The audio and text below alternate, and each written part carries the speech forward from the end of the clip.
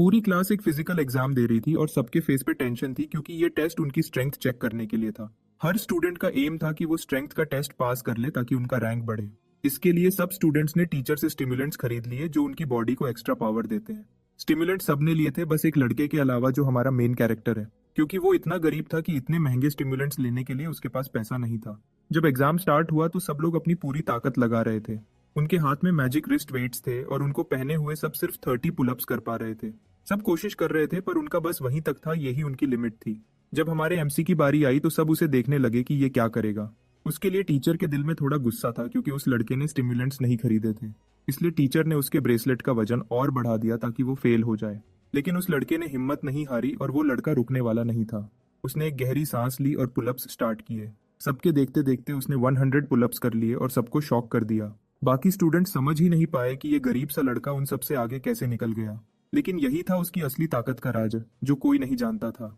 उस लड़के का नाम जोचन था, एक ई रैंकर जो बिल्कुल गरीब था और कर्जे में डूबा हुआ था।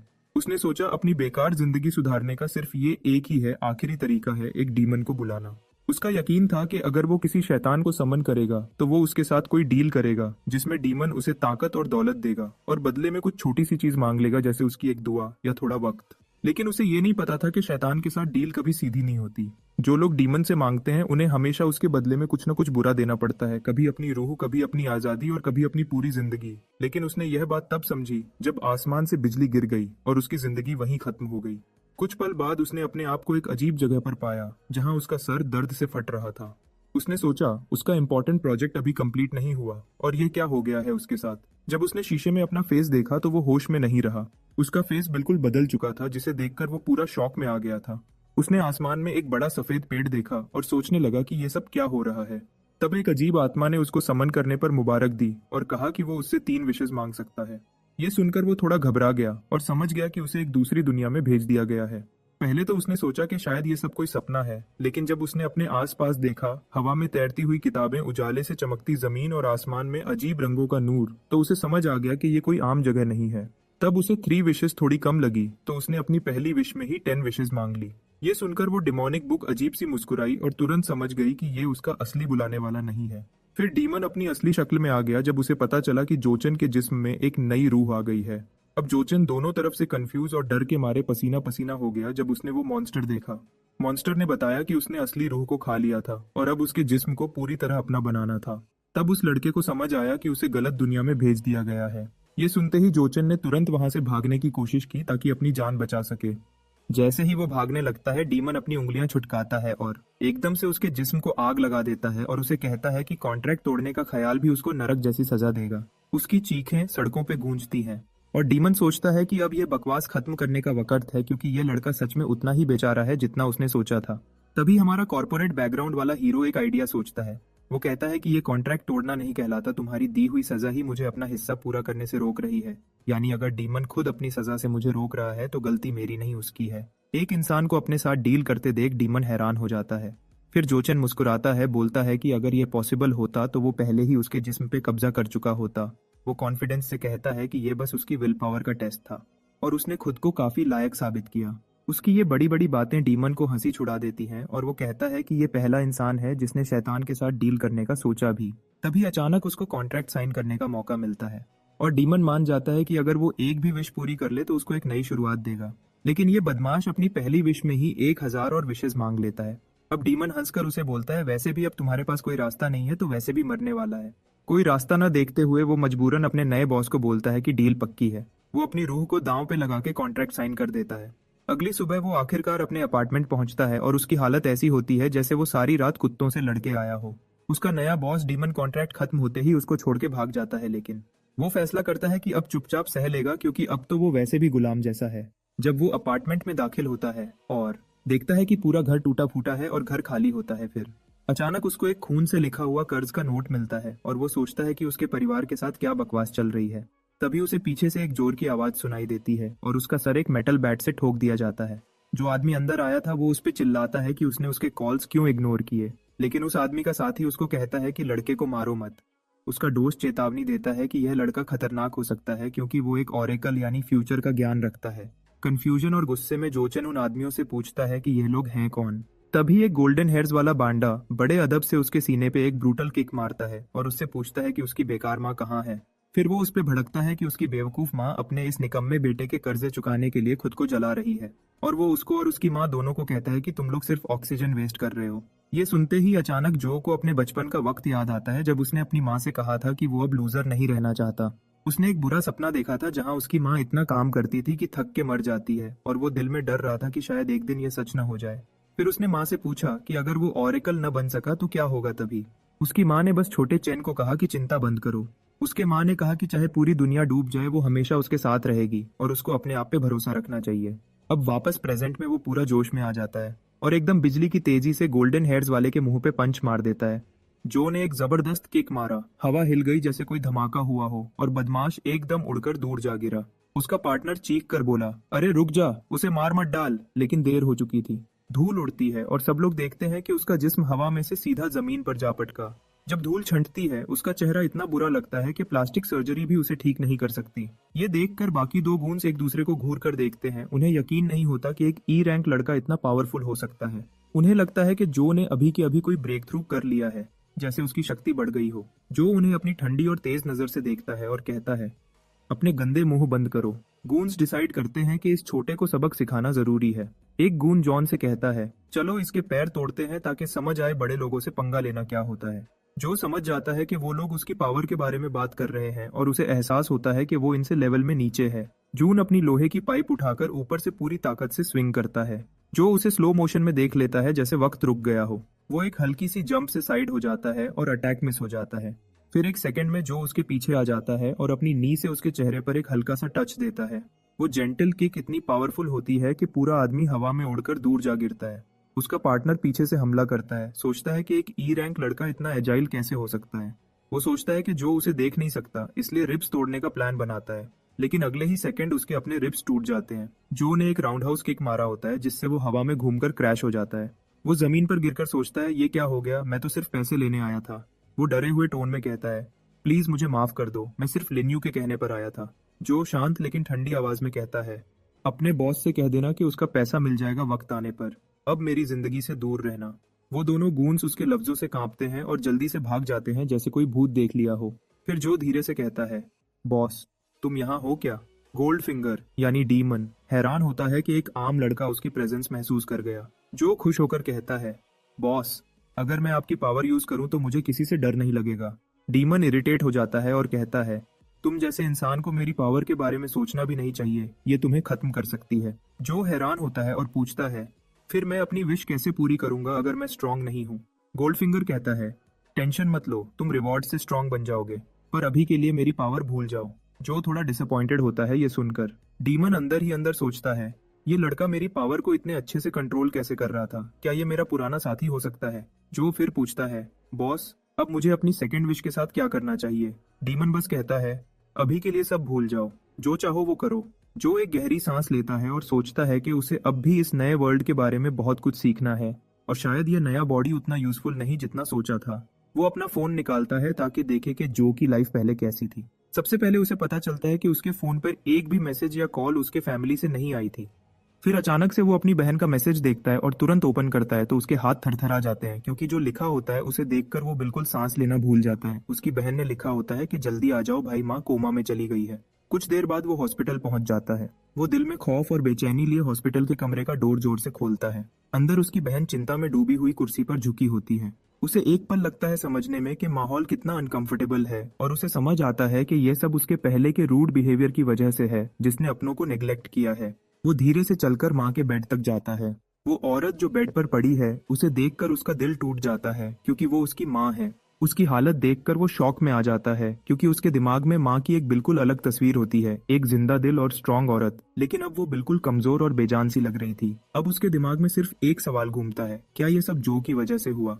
वो गिल्टी के साथ बहन से माफी मांगता है और पूछता है, माँ कैसी है? लेकिन बहन के फेस पर एक कड़वी मुस्कुराहट होती है। वो उसे गुस्से से बोलती है, अब कौन से लेम एक्सक्यूजेस दोगे? वो उसे उसके पुराने सब बहाने याद दिलाती है, ट्रेनिंग डीमंस और वो सब स्टूपिड वजहें। और अचानक बहन फट पड़ती है और चिल्लाती है कि तुम माँ से मिलने तक नहीं आए और माँ जो तुम्हारे लोन्स चुकाने के चक्कर में अपनी जान तक दांव पे लगा चुकी है। वो चुप हो जाता है जब बहन बोलती है माँ लगभग मर गई थी क्योंकि तुम्हारे कर्जों के पैसे चुकाने के बाद उनके पास हॉस्पिटल का बिल देने के पैसे तक नहीं बचे थे। बहन सब गुस्सा निकालकर शांत होती है और फिर उसके हाथ में एक कार्ड देती है, कहती है इसमें 6 महीने के तुम्हारे खर्चे हैं, अब माँ का ख्याल वो खुद रखेंगे। वो पसीने से भीग जाता है, वो समझ नहीं पाता इसका मतलब क्या है। और बहन उसे ठंडे लहजे में बोलती है जाओ तुम मेरे लिए मर चुके हो। हॉस्पिटल से बाहर गोल्डफिंगर उसके इमोशंस फील करता है और उसे पूछता है कि एक इंसान के अल्फाज तुम्हें इतना दर्द क्यों दे रहे हैं। डीमन उसे कहता है ये सब तुम्हारी मिस्टेक नहीं, लेकिन उसे एक ऐसी लड़की या एक ऐसा लम्हा याद आता है जहां उसने भी वही गलती की थी, जैसे उसने किसी अपने को इग्नोर किया था, दुख दिया था या उनकी कदर नहीं की थी, बिल्कुल वैसे जैसे अब उसकी बहन उसे नाराज है। उसका बॉस हंस पड़ता है और कहता है प्लान डिले मत करना, पर जो पूछता है अगर मैं स्ट्रांग बन गया तो क्या ये सब प्रॉब्लम्स खत्म हो जाएंगी। डीमन मुस्कुराता है और उसे कहता है हाँ सब कुछ ठीक हो जाएगा अगर तुमने साबित कर दिया कि तुम्हारे अंदर दम है। ये सुनकर जो के अंदर डिटर्मिनेशन भर जाता है, वो पूरी शिद्दत से अपनी ट्रेनिंग शुरू करने का फैसला करता है। दूसरी तरफ एक नाइट क्लब में कर्ज वसूल करने वाला बॉस अपनी सेक्रेटरी से कहता है टीम को काम पर लगाओ, कस्टमर्स वेट नहीं करते। लेकिन सेक्रेटरी बोलता है सर एक स्टूडेंट ने उनके 3 आदमी पीट दिए थे। बॉस का चेहरा बदल जाता है, उसे याद आता है कि उसके आदमी ने पेमेंट लेने की कोशिश डेडलाइन से पहले की थी और उसकी रेपुटेशन खराब कर दी। सेक्रेटरी कहता है मैं उनको पनिशमेंट दे दूंगा, लेकिन फिर बोलता है प्रॉब्लम यह है सर के उस स्टूडेंट ने उन लोगों को हराया जो उससे लेवल में काफी ऊपर थे। बॉस का पूरा ध्यान अब उस स्टूडेंट पे चला जाता है। वो तुरंत रिपोर्ट पकड़ लेता है जिसमें जो का प्रोफाइल होता है। वो सोचता है कि ये लड़का उतना सिंपल नहीं जितना दिखता है, क्योंकि कोई स्किल भी लेवल 2 से लेवल 3 को हराने के लिए काफी नहीं होती। आखिर में वो अपनी सेक्रेटरी को ऑर्डर देता है कि उस लड़के पर नजर रखो। अगली सुबह जो अब दर्द में डूबा नहीं होता बल्कि अपने आप को बेहतर बनाने के रास्ते पर निकल चुका है। सुबह की जॉगिंग असल में उसके नए इरादे और बदलने की निशानी है। हमारा हीरो सुबह जॉगिंग कर रहा होता है, तभी उसका फ्रेंडली नेबर उसे सप्लीमेंट्स का एक अच्छा डील ऑफर करता है, लेकिन वो हंसते हुए कहता है मैं बाद में आऊंगा अंकल। वो बूढ़ा आदमी उसे देखकर कहता है लगता है बेटा को गर्लफ्रेंड मिल गई है, तभी इतना एनर्जेटिक लग रहा है। हॉस्पिटल से डिस्चार्ज होने के बाद जो ने पूरा टाइम अपने बॉडी को समझने और स्ट्रांग बनने में लगाया होता है, उसके साथ वो हर जगह से इन्फॉर्मेशन भी इकट्ठा करता है। उसे मालूम पड़ता है कि जिन लोगों के पास पावर्स होती हैं उन्हें ऑरेकल्स कहा जाता है, और वो इसलिए कर्जे में डूब गया क्योंकि स्ट्रांग बनने के सप्लीमेंट्स कर्ज लेकर खरीदता है जो इतने महंगे हैं जैसे किडनी बेचनी पड़ जाए। वो नहीं जानता कि इन सप्लीमेंट्स की लिमिट क्या है, लेकिन कुछ दिन की ट्रेनिंग और थोड़े ड्रग्स से ही उसका बॉडी काफी मस्कुलर लगने लगता है। जैसे ही वो ये सब सोच रहा होता है तभी उसका फोन बजता है। फोन उठाते ही दूसरी तरफ से कोई चीख कर बोलता है कि वो टीचर के कहने के बावजूद स्कूल लौटकर क्यों नहीं आया। ये सुनते ही जो को याद आता है कि वो उन सबको पूरी तरह भूल गया था। अगले दिन स्कूल में उसे पता चलता है कि यहाँ टोटल 6 रैंक्स होती हैं, ए से लेकर ई तक, और हर रैंक के टॉप लेवल तक पहुंचने के बाद ही अगले रैंक में जा सकते हैं, जो एक बहुत मुश्किल प्रोसेस होता है। इसी रीजन से दुनिया 5 लेयर्स में बनती है, जहां ई रैंक वाले और नॉर्मल लोग सबसे बाहर के लेयर में रहते हैं और डी रैंक वाले थोड़ा अंदर के जोन में। अपने आप को लोएस्ट टीयर समझकर जो डिसाइड करता है कि उसे जल्दी से स्ट्रांग बनना होगा ताकि वो मिडिल लेयर्स में पहुंच सके। तभी कोई पीछे से आकर उसके सर पे जोर से मार देता है और उसके तरफ हंस कर देखता है। उसका दोस्त मजाक में कहता है कि ये लड़का तो इतना वीक लग रहा है कि हम दोनों इसे आसानी से पीट सकते हैं। ये सुनकर जो के अंदर अजीब से फीलिंग आती है कि आज भी ऐसे बांडर टाइप लोग दुनिया में हैं। तभी टीचर क्लास में आता है और सब चुप हो जाते हैं। बाद में बाहर वो स्ट्रेचिंग करता है और सोचता है कि अभी तक उसकी स्कूल लाइफ काफी ठीक चल रही है। तभी पीछे से कोई उसे बुलाता है। थोड़ी देर बाद बुगर गाय यानी क्लास का थोड़ा फनी सा लड़का ये देखकर शॉक में पड़ जाता है कि जो उनके क्लास के सबसे स्ट्रांग लड़के से लड़ रहा है। उसका दोस्त ज्यादा सरप्राइज नहीं होता क्योंकि वो पहले भी जो को लड़ते देखता रहा है। बुली गुस्से में बोलता है कि जो ज्यादा अक्कड़ दिखाने लगा है सिर्फ इसलिए क्योंकि उसके रिटन एग्जाम्स में अच्छे मार्क्स आए हैं। वो कहता है कि ऑरेकल की असली वैल्यू उसकी फिजिकल पावर से होती है और जो की लेवल 1 स्ट्रेंथ बिल्कुल बेकार है। ये सुनकर जो का दोस्त बोलता है कि तू भी तो लेवल 1 का कचरा ही है। बुली गुस्से में आकर जोर से जो को पंच मार देता है। जो आसानी से उसका हाथ पकड़ लेता है और उसका रिस्ट घुमाकर पूछता है क्या आप बोल चुके हो। बुली शॉक में पड़ जाता है कि ये लड़का उससे ज्यादा स्ट्रांग कैसे हो गया और सोचता है क्या जो पहले से लंबा भी हो गया है। फिर जो उसके अपने वर्ड्स उसे वापस देकर कहता है कि स्ट्रेंथ ही सब कुछ होती है और प्यार से पूछता है क्या मैं तेरा फेस तोड़ दूं। वो लड़का डर जाता है और पसीना पसीना हो जाता है, सोचता है कि अब तो मैं जरूर पिटने वाला हूँ। तभी कोच आता है और गुस्से में चिल्लाता है कि जो ने वापस क्लास में प्रॉब्लम शुरू कर दी है। कोच इरिटेट होकर कहता है क्या तुम झगड़ा करने वापस आए हो। जो इनोसेंट फेस बनाता है और कहता है कि हम तो सिर्फ मजाक कर रहे थे। बुली अपना हाथ छुड़ाकर उसे कहता है कि मुझे छोड़ दे। जब सब शांत हो जाते हैं तो कोच एक लास्ट वार्निंग देता है और सबको लाइन में लगने का ऑर्डर देता है। थोड़ी देर बाद सब स्टूडेंट्स पुल अप बार के पास जमा हो जाते हैं और कोच जीजिया उन्हें मोटिवेट करने लगता है कि अगर टूर्नामेंट में अच्छे रिजल्ट्स आए तो स्कूल का नाम रोशन होगा और एलीट एकेडमीज के दरवाजे खुलेंगे। स्पीच के एंड में वो अपने मिरेकल सप्लीमेंट्स का प्रमोशन शुरू कर देता है जैसे कोई छोटा मोटा स्कैम बेच रहा हो।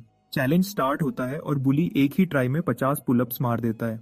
अब चैलेंज ऑफिशियली शुरू होता है। ये देखकर क्लास रिप्रेजेंटेटिव के चेहरे पर बिल्कुल भी इंप्रेस होने जैसा एक्सप्रेशन नहीं थे। उसने थोड़ा सार्कास्टिक अंदाज में बोला, ये टेस्ट तो किसी टिकटॉक चैलेंज जैसा लग रहा है, सीरियस एग्जाम जैसा नहीं लग रहा। तभी पीछे से उसे एक आवाज आई। किसी ने उससे पूछा कि आर यू ओके, और वो आवाज जो की होती है। ये सुनते ही क्लास रिप्रेजेंटेटिव ने उसे बताया कि वो थोड़ी परेशान थी क्योंकि जो ने कई दिन से उसके मैसेजेस इग्नोर किए थे।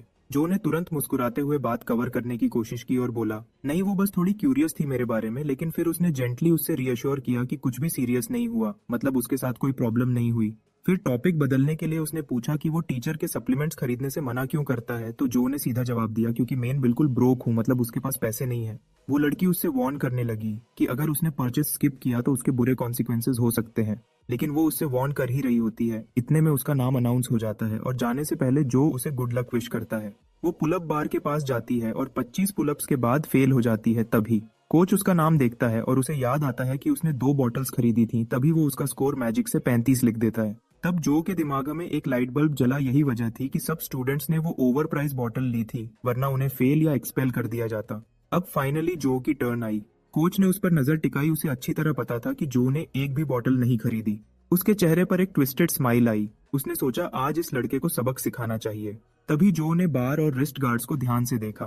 पहली नजर में उसे सब नॉर्मल लग रहे थे, लेकिन उसे महसूस हुआ कि जरूर कोई ट्रिक छुपी गई है। जैसे ही उसने बार को पकड़ा, उसकी आंखें शॉक से खुल गईं। उसने महसूस किया कि उसकी बॉडी अचानक हैवी हो गई है। तब समझ गया कि गार्ड्स के अंदर वाले क्रिस्टल्स वेट बढ़ा रहे हैं। फिर भी उसने गिव अप नहीं किया। उसने समझा कि उन क्रिस्टल्स की एक लिमिट होगी और वो लिमिट तोड़ते हुए पुशअप्स करते गया जैसे ये उसके लिए कुछ भी नहीं हो।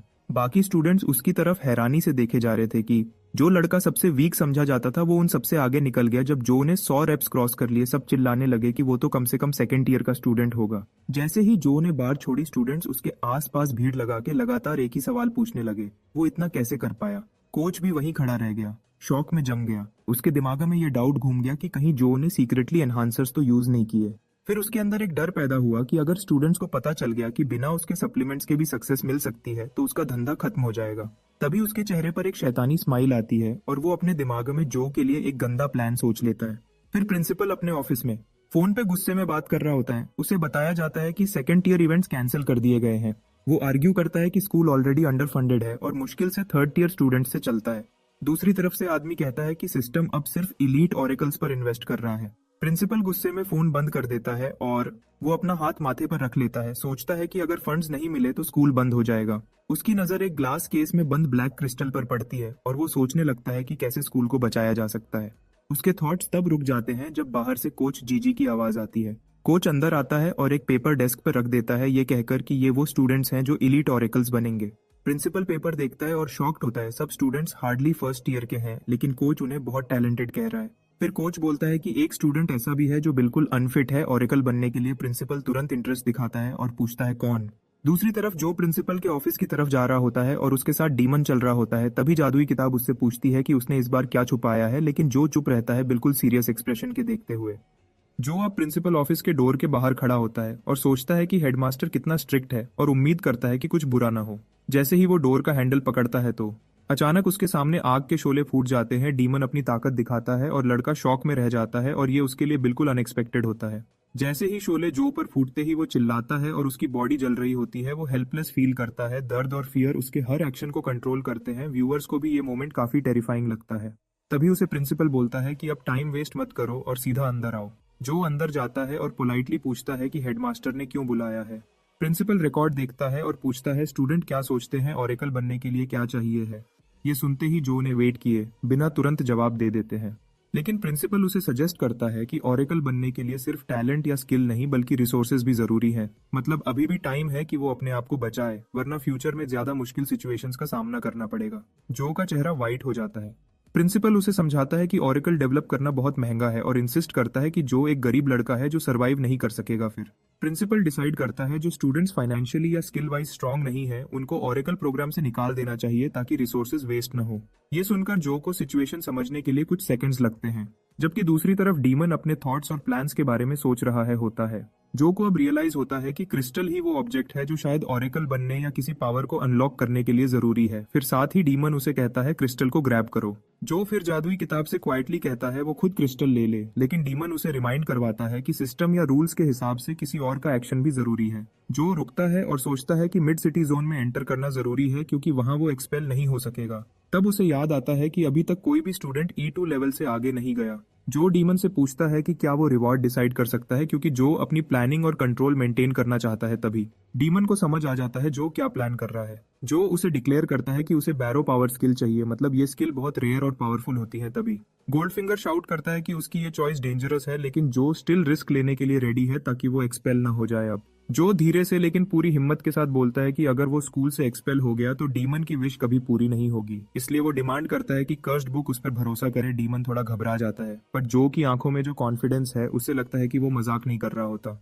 गोल्डफिंगर बहुत मुश्किल से अग्री करता है और कहता है जो भी होगा अब से उसकी रिस्पॉन्सिबिलिटी नहीं है। तभी अचानक ग्लोइंग पैनल जो से ये कंफर्म करती है कि क्या वो बोरो पावर स्किल लेना चाहता है। तब जो बिना हेजिटेशन के हाँ कर देता है, मतलब वो पूरी तरह रेडी होता है रिस्क लेने के लिए। जब जो अपनी नई पावर एक्सेप्ट करता है तभी प्रिंसिपल उसकी सोच तोड़ देता है। वो गुस्से में उससे पूछता है कि क्या उसने कोई फाइनल बात कहनी है। तब जो फर्मली कहता है प्रिंसिपल पहले लेवल चेक करे फिर डिसाइड करे। प्रिंसिपल थोड़ा थका हुआ सा हेडशेक करता है, जैसे कह रहा हो ये लड़का समझता ही नहीं, लेकिन फिर भी वो अपना हाथ आगे बढ़ाता है ताकि जो का लेवल चेक कर सके। कॉन्टैक्ट पर प्रिंसिपल नोटिस करता है जो की स्ट्रेंथ रिकॉर्ड से ज्यादा है, लेकिन स्कूल में स्टे करने के लिए इनफ नहीं है। जो आईज क्लोज करता है और रियलाइज करता है ये लास्ट चांस है और डेस्परेटली स्टार एनर्जी अब्सॉर्ब करने की कोशिश करता है। उस मोमेंट जो अपनी सारी एनर्जी कॉन्सेंट्रेट करता है और उसके बॉडी से एक प्योर ऑरा निकलने लगता है, जैसे एक स्ट्रॉन्ग लाइट या पावर वेव उसके अंदर से बाहर आ रही हो। उसका चेहरा सीरियस होता है और लगता है कि वो अपनी लिमिट तोड़ रहा है। प्रिंसिपल शॉक हो जाता है। इवन डीमन भी सरप्राइज्ड होता है। वो सोचता है ये कैसे हो गया, उसकी पावर तो मेरी दी हुई एनर्जी से भी ज्यादा है। प्रिंसिपल एकदम पीछे हट जाता है शॉक में। उसके चेहरे पे कंफ्यूजन और डिसबिलीफ होता है। वो समझ नहीं पाता कि अभी अभी क्या हुआ। जो की पावर देखकर उसका दिमाग हिल जाता है, जैसे उसने कुछ असंभव देख लिया हो। प्रिंसिपल के दिमाग में एकदम से क्लिक होता है और वो समझ जाता है कि जो ने अभी अभी ब्रेक थ्रू कर लिया है, मतलब उसने अपना लेवल तोड़कर 4th लेवल तक रीच कर लिया है, जो चीज उसके स्कूल में कभी किसी स्टूडेंट ने नहीं की थी। ये देखकर प्रिंसिपल थोड़ा पैनिक होता है, पर फिर खुद को संभालता है। फिर प्रिंसिपल अपनी सीरियस टोन बदल देता है और जो को बुलाता है कि उससे स्कूल के अपकमिंग टूर्नामेंट में पार्टिसिपेट करना होगा। ये सुनकर जो सरप्राइज्ड हो जाता है। उसे समझ नहीं आता कि हेडमास्टर के टोन सडनली इतनी फ्रेंडली कैसे हो गए। जब सिचुएशन थोड़ी क्लियर होती है तो जो को समझ आता है कि प्रिंसिपल शायद उसे यूज करना चाहता है ताकि स्कूल का नाम एजुकेशन डिपार्टमेंट के सामने अच्छा दिख सके। उसी लम्हे प्रिंसिपल खुद मान लेता है कि स्कूल के हालात खराब हैं और उसने यूजलेस स्टूडेंट्स को निकालने का प्लान बनाया था। फिर वो जो से माफी मांगता है कि उसने उसे भी उस मैस में फंसा दिया था। उसके बाद प्रिंसिपल उसे फुल स्कॉलरशिप देने का वादा करता है और हर वीक उसे 6 बॉटल सप्लीमेंट्स देने का भी कहता है। फिर प्रिंसिपल सबको क्लियर कह देता है कि अब जो को स्कूल को रिप्रेजेंट करना ही होगा, क्योंकि एकेडमी का फ्यूचर अब उस पर डिपेंड करता है। ये बात सुनकर जो को प्रिंसिपल की डेस्परेशन समझ आती है और वो अपना चांस लेते हुए पूछता है कि क्या वो शेल्फ पर रखा ब्लैक क्रिस्टल ले सकता है। प्रिंसिपल उसे एक्सप्लेन करता है कि वो ब्लैक स्टार क्रिस्टल से बना हुआ है जो ओल्ड प्रिंसिपल लेकर आए थे और ये स्कूल के फेथ और ऑनर का सिंबल है। फिर उसने थोड़ी देर सोचकर कहा कि अगर स्कूल ही बंद हो गया तो सिंबल का क्या फायदा, और क्रिस्टल देने के लिए मान गया। जो ने कॉन्फिडेंट टोन में कहा कि वो पूरी जान लगा देगा और टूर्नामेंट जीतकर दिखाएगा। प्रिंसिपल ने तब टॉपिक बदलते हुए उससे पूछा कि वो इतना स्ट्रांग कैसे हो गया है। जो ने बिल्कुल कैजुअल अंदाज में बोला कि वो तो बस अपनी स्ट्रेंथ छुपा रहा था, मतलब अब तक उसने अपनी असली पावर दिखाई ही नहीं थी। ये सुनकर प्रिंसिपल थोड़ा शॉक हो जाता है, जैसे उसका गला रुक गया हो। वो सोचता है कि अपनी पावर लेवल छुपाना तो एक अल्टीमेट प्रो गेमर मूव है। फिर वो जल्दी से उससे वादा करता है कि ये बात किसी को नहीं बताएगा, ये बात दोनों के बीच एक सीक्रेट ही रहेगा। तभी एक फीमेल टीचर रूम में आती है और प्रिंसिपल उससे कहता है कि वो जो को एलीट क्लास तक ले जाए। थोड़ी देर बाद वो टीचर बताने लगी कि पूरा 2nd फ्लोर सिर्फ एलीट स्टूडेंट्स के लिए है। फिर उसने कैजुअली पूछा कि जो का प्रिंसिपल से क्या रिश्ता है, पर जो उसे कोई जवाब नहीं देता। तभी कोच जीजी फुल स्पीड में आया और बोला कि उसने प्रिंसिपल से रिक्वेस्ट की थी डिसीजन बदलने की, पर कोई फायदा नहीं हुआ क्योंकि उसे लगता है प्रिंसिपल जो को निकाल चुका है और वो उसे बचाने आया है। फीमेल टीचर ने उसकी बात काट दी और कहा कि जो एक्सपेल नहीं हो रहा बल्कि एलीट क्लास में शिफ्ट हो रहा है। उसने ये भी बताया कि प्रिंसिपल अब उससे मिलना चाहता है और ये सुनकर कोच का चेहरा बिल्कुल सफेद पड़ जाता है। रात को जो अपने छोटे से अपार्टमेंट में वापस आता है और बेड पर गिरते हुए बोलता है कि एक गरीब लड़का इतने कम टाइम में लेवल 4 कैसे रीच करे। डीमन ने उसे तुरंत याद दिलाया कि उसे अपना मिशन भूलना नहीं है। गोल्डफिंगर जो को वार्न करता है कि उसकी पावर हमेशा इंसानों को बेवकूफ नहीं बना सकती। जो ये बात समझ गया था, फिर भी वो सोचता है कि अब तो उसे फ्री सप्लीमेंट्स मिल रहे हैं और एक्सपेल होने से भी बच गया है, तो जिंदगी अभी कुछ बुरी नहीं लग रही, मतलब अभी तक सब ठीक चल रहा है। जब उसने फोन देखा तो तब उसे समझ आई कि असली प्रॉब्लम तो अभी भी है, वो है कर्ज का पहाड़। उसने सोचा जल्दी से पैसा कमाने का प्लान बनाना होगा। अगले दिन स्कूल में जो पहले से ज्यादा उदास दिख रहा था। वो चारों तरफ देखता है तो जगह पुरानी और धूल से भरी हुई लगती है और कहता है ये कैसी खराब जगह है। फिर अचानक कोई उसका नाम लेता है। डोर से एक आदमी हाथ हिलाता हुआ उसे बुलाता है। वो आदमी उसे मुस्कुराते हुए कहता है इधर आओ। वहां दोनों के बीच बात शुरू होती है। वो आदमी जो से माफी मांगता है, बोलता है कि उसे पहले ही मिल लेना चाहिए था, पर वो हमेशा अपनी क्लास ड्यूटीज में इतना बिजी रहता है कि टाइम नहीं मिल पाया। मतलब वो जो से पहली बार मिलकर थोड़ा फ्रेंडली अंदाज में बात करता है। उसने अपना नाम टीचर जंग बताया और जो ने तुरंत उससे पूछा क्या सच में यहाँ सिर्फ एक ही टीचर है। जांग ने हल्का सा सर खुजाकर कहा कि स्कूल की हालत अच्छी नहीं चल रही और एडवांस्ड क्लास में सिर्फ वही टीचर असाइन है। उसने कहा कि वो लोग अंदर के एरिया में ट्रेनिंग करते हैं, इसलिए बाहर के हॉल्स में धूल जम गई है। जब उन्होंने डोर खोला तब टीचर ने उसे कहा टेंशन मत लो, फैसिलिटीज अभी भी बेस्ट है, और उसे वादा किया कि वो उसे कभी बोर नहीं होने देगा। जो अंदर आते ही बस खामोशी से देखते रहता है, उसकी आंखों में हैरानी होती है। अंदर का सीन बाहर से बिल्कुल अलग लगता है, जैसे किसी वर्ल्ड क्लास जिम का इंटीरियर हो। उसका टीचर जांग उससे समझाता है कि यहाँ सब स्टूडेंट्स अपनी सेल्फ ट्रेनिंग कर रहे हैं और वो उन सबसे उसका इंट्रोडक्शन करवा देता है। लेकिन जो को ऐसे लगता है जैसे वो किसी 5 स्टार फिटनेस क्लब में आ गया हो। यहाँ सब स्टूडेंट्स एनर्जी से भरे हुए होते हैं, लेकिन कुछ स्टूडेंट्स उसकी तरफ अजीब से नजर से देखते हैं, जैसे कुछ सोच रहे हों। टीचर सबको बुलाता है और कहता है कि नए स्टूडेंट से मिल लो। तब जो पोलाइटली सबको नमस्ते करता है और रिस्पेक्ट से उनसे पेश आता है ताकि उनपे उसका अच्छा इंप्रेशन पड़ सके। तभी पीछे से एक रेड हेयर वाला लड़का बदतमीजी करता है। वो अपने हाथ को फोल्ड करके मुस्कुराता है और जो का मजाक उड़ाकर कहता है कि एक्टिंग बंद करो और मान लो तुम यहाँ अपनी पावर से नहीं बल्कि किसी रेफरेंस से आए हो। ये सुनते ही टीचर तुरंत गुस्सा हो जाता है और उस लड़के को डांटता है। कहता है जो सिर्फ अपनी स्किल के दम पर ट्रांसफर हुआ है। लेकिन वो लड़का जिसका नेम विनहाओ है वो बात नहीं मानता और उसकी आंखें तेज हो जाती हैं जैसे किसी शिकार को देख रहा हो, और वो जो को फाइट के लिए चैलेंज कर देता है। ये सुन के बाकी स्टूडेंट्स एक्साइटेड हो जाते हैं क्योंकि काफी टाइम बाद कोई युद्ध होने वाला है और सब गॉसिप करने लगते हैं। एक ब्राउन हेयर वाला लड़का पीछे से पूछता है क्या हो रहा है, तो एक पिंक हेयर वाली लड़की बताती है कि फाइट होने वाली है। ये सुनकर लड़का और इंटरेस्टेड हो जाता है और पूछता है ये नया ट्रांसफर होने वाला स्टूडेंट कौन है। टीचर जो को कहता है कि चैलेंज एक्सेप्ट मत कर ले, लेकिन जो बिना सोचे तुरंत एक्सेप्ट कर लेता है। जो बिल्कुल शांत अंदाज में कहता है कि उसे फाइट से कोई प्रॉब्लम नहीं है, बस एक शर्त है, लीथल फोर्स मतलब मार देने वाली या जानलेवा पावर यूज नहीं होगी, यानी दोनों सिर्फ प्रैक्टिस फाइट करेंगे बिना किसी को सीरियस चोट पहुंचाए। उस वक्त स्कूल ऑफिस में प्रिंसिपल गुस्से से फट पड़ता है। वो चीख कर पूछता है क्या नया लड़का आते ही लड़ाई झगड़े शुरू कर गया है। मतलब उसे यकीन नहीं हो रहा कि जो ने सच में क्लास ज्वाइन करते ही फाइट एक्सेप्ट कर ली। टीचर प्रिंसिपल को फोन पे समझाता है कि जो ने विनहाउ का चैलेंज एक्सेप्ट कर लिया है। फाइट के सीन में दोनों एक दूसरे के सामने खड़े हैं, दोनों के बॉडीज से एक स्ट्रॉन्ग ऑरा निकल रही है।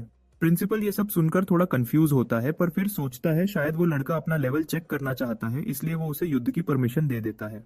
थोड़ी देर बाद दोनों अपनी अपनी साइड पर रेडी खड़े होते हैं। टीचर रूल समझाता है। पहला रूल कोई आउटसाइड हेल्प नहीं करेगा और दोनों को सेम स्टार लेवल पर कम्पीट करना होगा। वेनहाउ को यकीन नहीं होता कि जो भी ई रैंक ओरेकल है, मतलब उसके जैसा ही लेवल का स्टूडेंट है। टीचर दोनों को समझाता है और रूल्स बताता है कि फाइट के दौरान किसी भी वाइटल पॉइंट यानी बॉडी के नाजुक हिस्सों पर अटैक करना बिल्कुल मना है। मतलब फाइट फेयर और सेफ होनी चाहिए। दोनों एक दूसरे के इर्द गिर्द घूमते हैं। टीचर याद दिलाता है कि लीथल फोर्स बिल्कुल अलाउड नहीं और जो हारेगा वो बदला नहीं ले सकता। एक क्लीन हिट या सरेंडर से मैच खत्म होगा। टीचर हाथ हिलाकर सिग्नल देता है और मैच स्टार्ट हो जाता है। विनहाउ बिना टाइम वेस्ट किए अटैक के लिए चार्ज करता है और सीधा जो के गले पर निशाना बनाता है। जो बिल्कुल भी नहीं घबराता और उसका हाथ पकड़ लेता है और उसे कंप्लीटली कंफ्यूज कर देता है। वो फिर से अटैक करता है और समझ जाता है कि ये लड़का सच में पावरफुल है। विनहाउ एक के बाद एक अटैक करता है, पर जो हर बार उसके वार से बच जाता है। विनहाउ गुस्सा हो जाता है और अचानक स्पीड बढ़ाकर किक मारने की कोशिश करता है। उसका पैर हवा में मुड़ता है और वो अपना स्पेशल अटैक जो सबसे पावरफुल होता है, जिसे विंड हुक किक कहते हैं, वो जो पर यूज करता है। जो तुरंत अपने हाथ से उसके अटैक को ब्लॉक कर लेता है। मतलब उसने वेनहाउ का किक रोक लिया। रेड हेयर लड़का यानी वेनहाउ मुस्कुराता है। उसे लगता है कि अब मैच खत्म हो गया है। मतलब वो समझता है कि अब जो हार चुका है और वो जीत गया है। लेकिन इसी पोजीशन में जो अचानक एक तेज किक उसके गले की तरफ मार देता है। वो लड़का तुरंत संभलने की कोशिश करता है और हैरान होकर सोचता है ये बंदा मार्शल आर्ट्स कैसे जानता है। गिरने से पहले वो अपने आप को संभालता है और सोचता है अब सिर्फ एक ही चीज मैटर करती है और वो है अपना फेस बचाना। लेकिन जैसे ही वो मुड़ता है, जो शांति से उसकी नाक पर बंद मुट्ठी से एक हल्का टैप करता है और हल्की सी मुस्कान के साथ जो पूछता है क्या इसका मतलब ये जीत गया। वेनहाउ वहीं हैरानी में जम जाता है। मैदान में खड़े सब लोग कुछ पल के लिए बिल्कुल शांत हो जाते हैं जब तक टीचर जोंग ऑफिशियली अनाउंस नहीं करता कि विनर कौन है। वेनहाउ यकीन नहीं कर पाता कि वो वाकई हार गया है। सब लोग मैच के रिजल्ट से शॉक हो जाते हैं। उन्हें लगता है हमारा लड़का बहुत ज्यादा स्ट्रांग है। वहीं जो सोचता है मैच बहुत जल्दी खत्म हो गया, लेकिन फिर भी उसने कुछ सीख लिया और फिर वेनहाउ से पूछता है उसे अब कोई कंप्लेन तो नहीं। मैच देखकर कोच को अपनी आंखों पर यकीन नहीं होता, क्योंकि वेनहाउ एक इलीट स्टूडेंट है जिसे प्रोफेशनल ट्रेनिंग मिली है, और फिर भी वो हार गया एक ऐसे लड़के से जो अभी एलीट क्लास में प्रमोट हुआ है। कोच सोचता है कि इस लड़के में कुछ खास हिडन टैलेंट है, इसी वजह से प्रिंसिपल ने कहा था उसे स्पेशल ट्रीटमेंट दो। अचानक प्रिंसिपल खुद आता है और हमारे लड़के को मुबारकबाद देता है और कहता है मेरे साथ चलो, मुझे तुमसे एक जरूरी बात करनी है। पिंक बालों वाली लड़की ये देखकर बिल्कुल हैरान रह जाती है और पीले बालों वाला लड़का कहता है हमें अपनी टीम में ऐसे बंदे की जरूरत है जैसे जो है। प्रिंसिपल उससे पूछता है क्या तुम्हें एलीट क्लास पसंद है, तो वो कहता है स्टूडेंट्स ज्यादा ओवर एक्साइटेड हैं, इसके अलावा कुछ खास नहीं। प्रिंसिपल कहता है तुम आदत डाल लोगे, क्योंकि स्ट्रांग लोग हमेशा सबका ध्यान अट्रैक्ट करते हैं। फिर प्रिंसिपल उससे कहता है अपना ध्यान ट्रेनिंग पर रखो, स्कूल तुम्हारी पूरी हेल्प करेगा। ये सुनकर जो सोचता है प्रिंसिपल अब उस पर भरोसा करने लगा है। तब जो पूछता है क्या आप जानते हैं कोई ऐसा तरीका जिससे स्टूडेंट्स जल्दी पैसा कमा सकें। प्रिंसिपल कहता है अभी ट्रेनिंग पे फोकस रखो ताकि आगे चल के ज्यादा पैसा कमा सको, और अगर तुम्हारे घर पे फाइनेंशियल प्रॉब्लम हो तो स्कूल मदद करेगा। जो कहता है ऐसा कुछ नहीं है और सोचता है अब उसे कोई और रास्ता ढूंढना पड़ेगा। अगले लम्हे जब वो जिम में ट्रेनिंग कर रहा होता है तो याद करता है कि स्कूल में स्टूडेंट लोन्स के खिलाफ सख्त रूल्स हैं, इसलिए उसे संभल कर चलना होगा। वो सोचता है पैसा कमाने का कोई दूसरा तरीका सीखना पड़ेगा। तभी पीले बालों वाला लड़का सामने आता है और मैच के लिए उसकी तारीफ करता है। जो उससे पूछता है तुम कौन हो, तो वो जो से पूछता है तुम कौन हो। तब लड़की कहती है शेन बदतमीजी मत करो फिर, और वो जो से माफी मांगती है कि कभी कभी वो थोड़ा इरिटेट करता है। फिर अपना नाम बताती है कि मैं सू हूँ और ये परेशानी वाला बंदा शेन है। वो कहती है हम दोनों तुम्हारे सीनियर हैं और अगर तुम्हें कुछ समझ ना आए तो हम तुम्हारी मदद करेंगे। शेन कहता है अब से हम एक टीम हैं और मैं टीम लीडर हूँ, इसलिए मैं खुद तुम्हारा ख्याल रखूंगा। फिर वो पूछता है कि तुमने वेनहाउ के अगेंस्ट जो कॉम्बैट टेक्निक यूज की वो क्या थी, लेकिन जो कहता है उसे ऐसे टेक्निक्स के बारे में कुछ पता नहीं। लीडर हैरान हो जाता है जब जो कहता है कि वो मूव सिर्फ रिफ्लेक्स था। वो कहता है वेनहाउ को जब ये पता चलेगा तो वो पागल हो जाएगा, और सू कहती है मैं उसे समझा दूंगी। सू समझाती है कि combat techniques special super moves होती हैं जो स्क्रोल्स या मेमोरी स्टोन्स से सीखी जाती हैं, और जितना ज्यादा मास्टरी होती है उतनी ही स्ट्रांग बनती है। इसकी बहुत सारी टाइप्स होती हैं और स्ट्रांग फाइटर्स इन्हें मिलाकर अपना फाइटिंग स्टाइल बनाते हैं।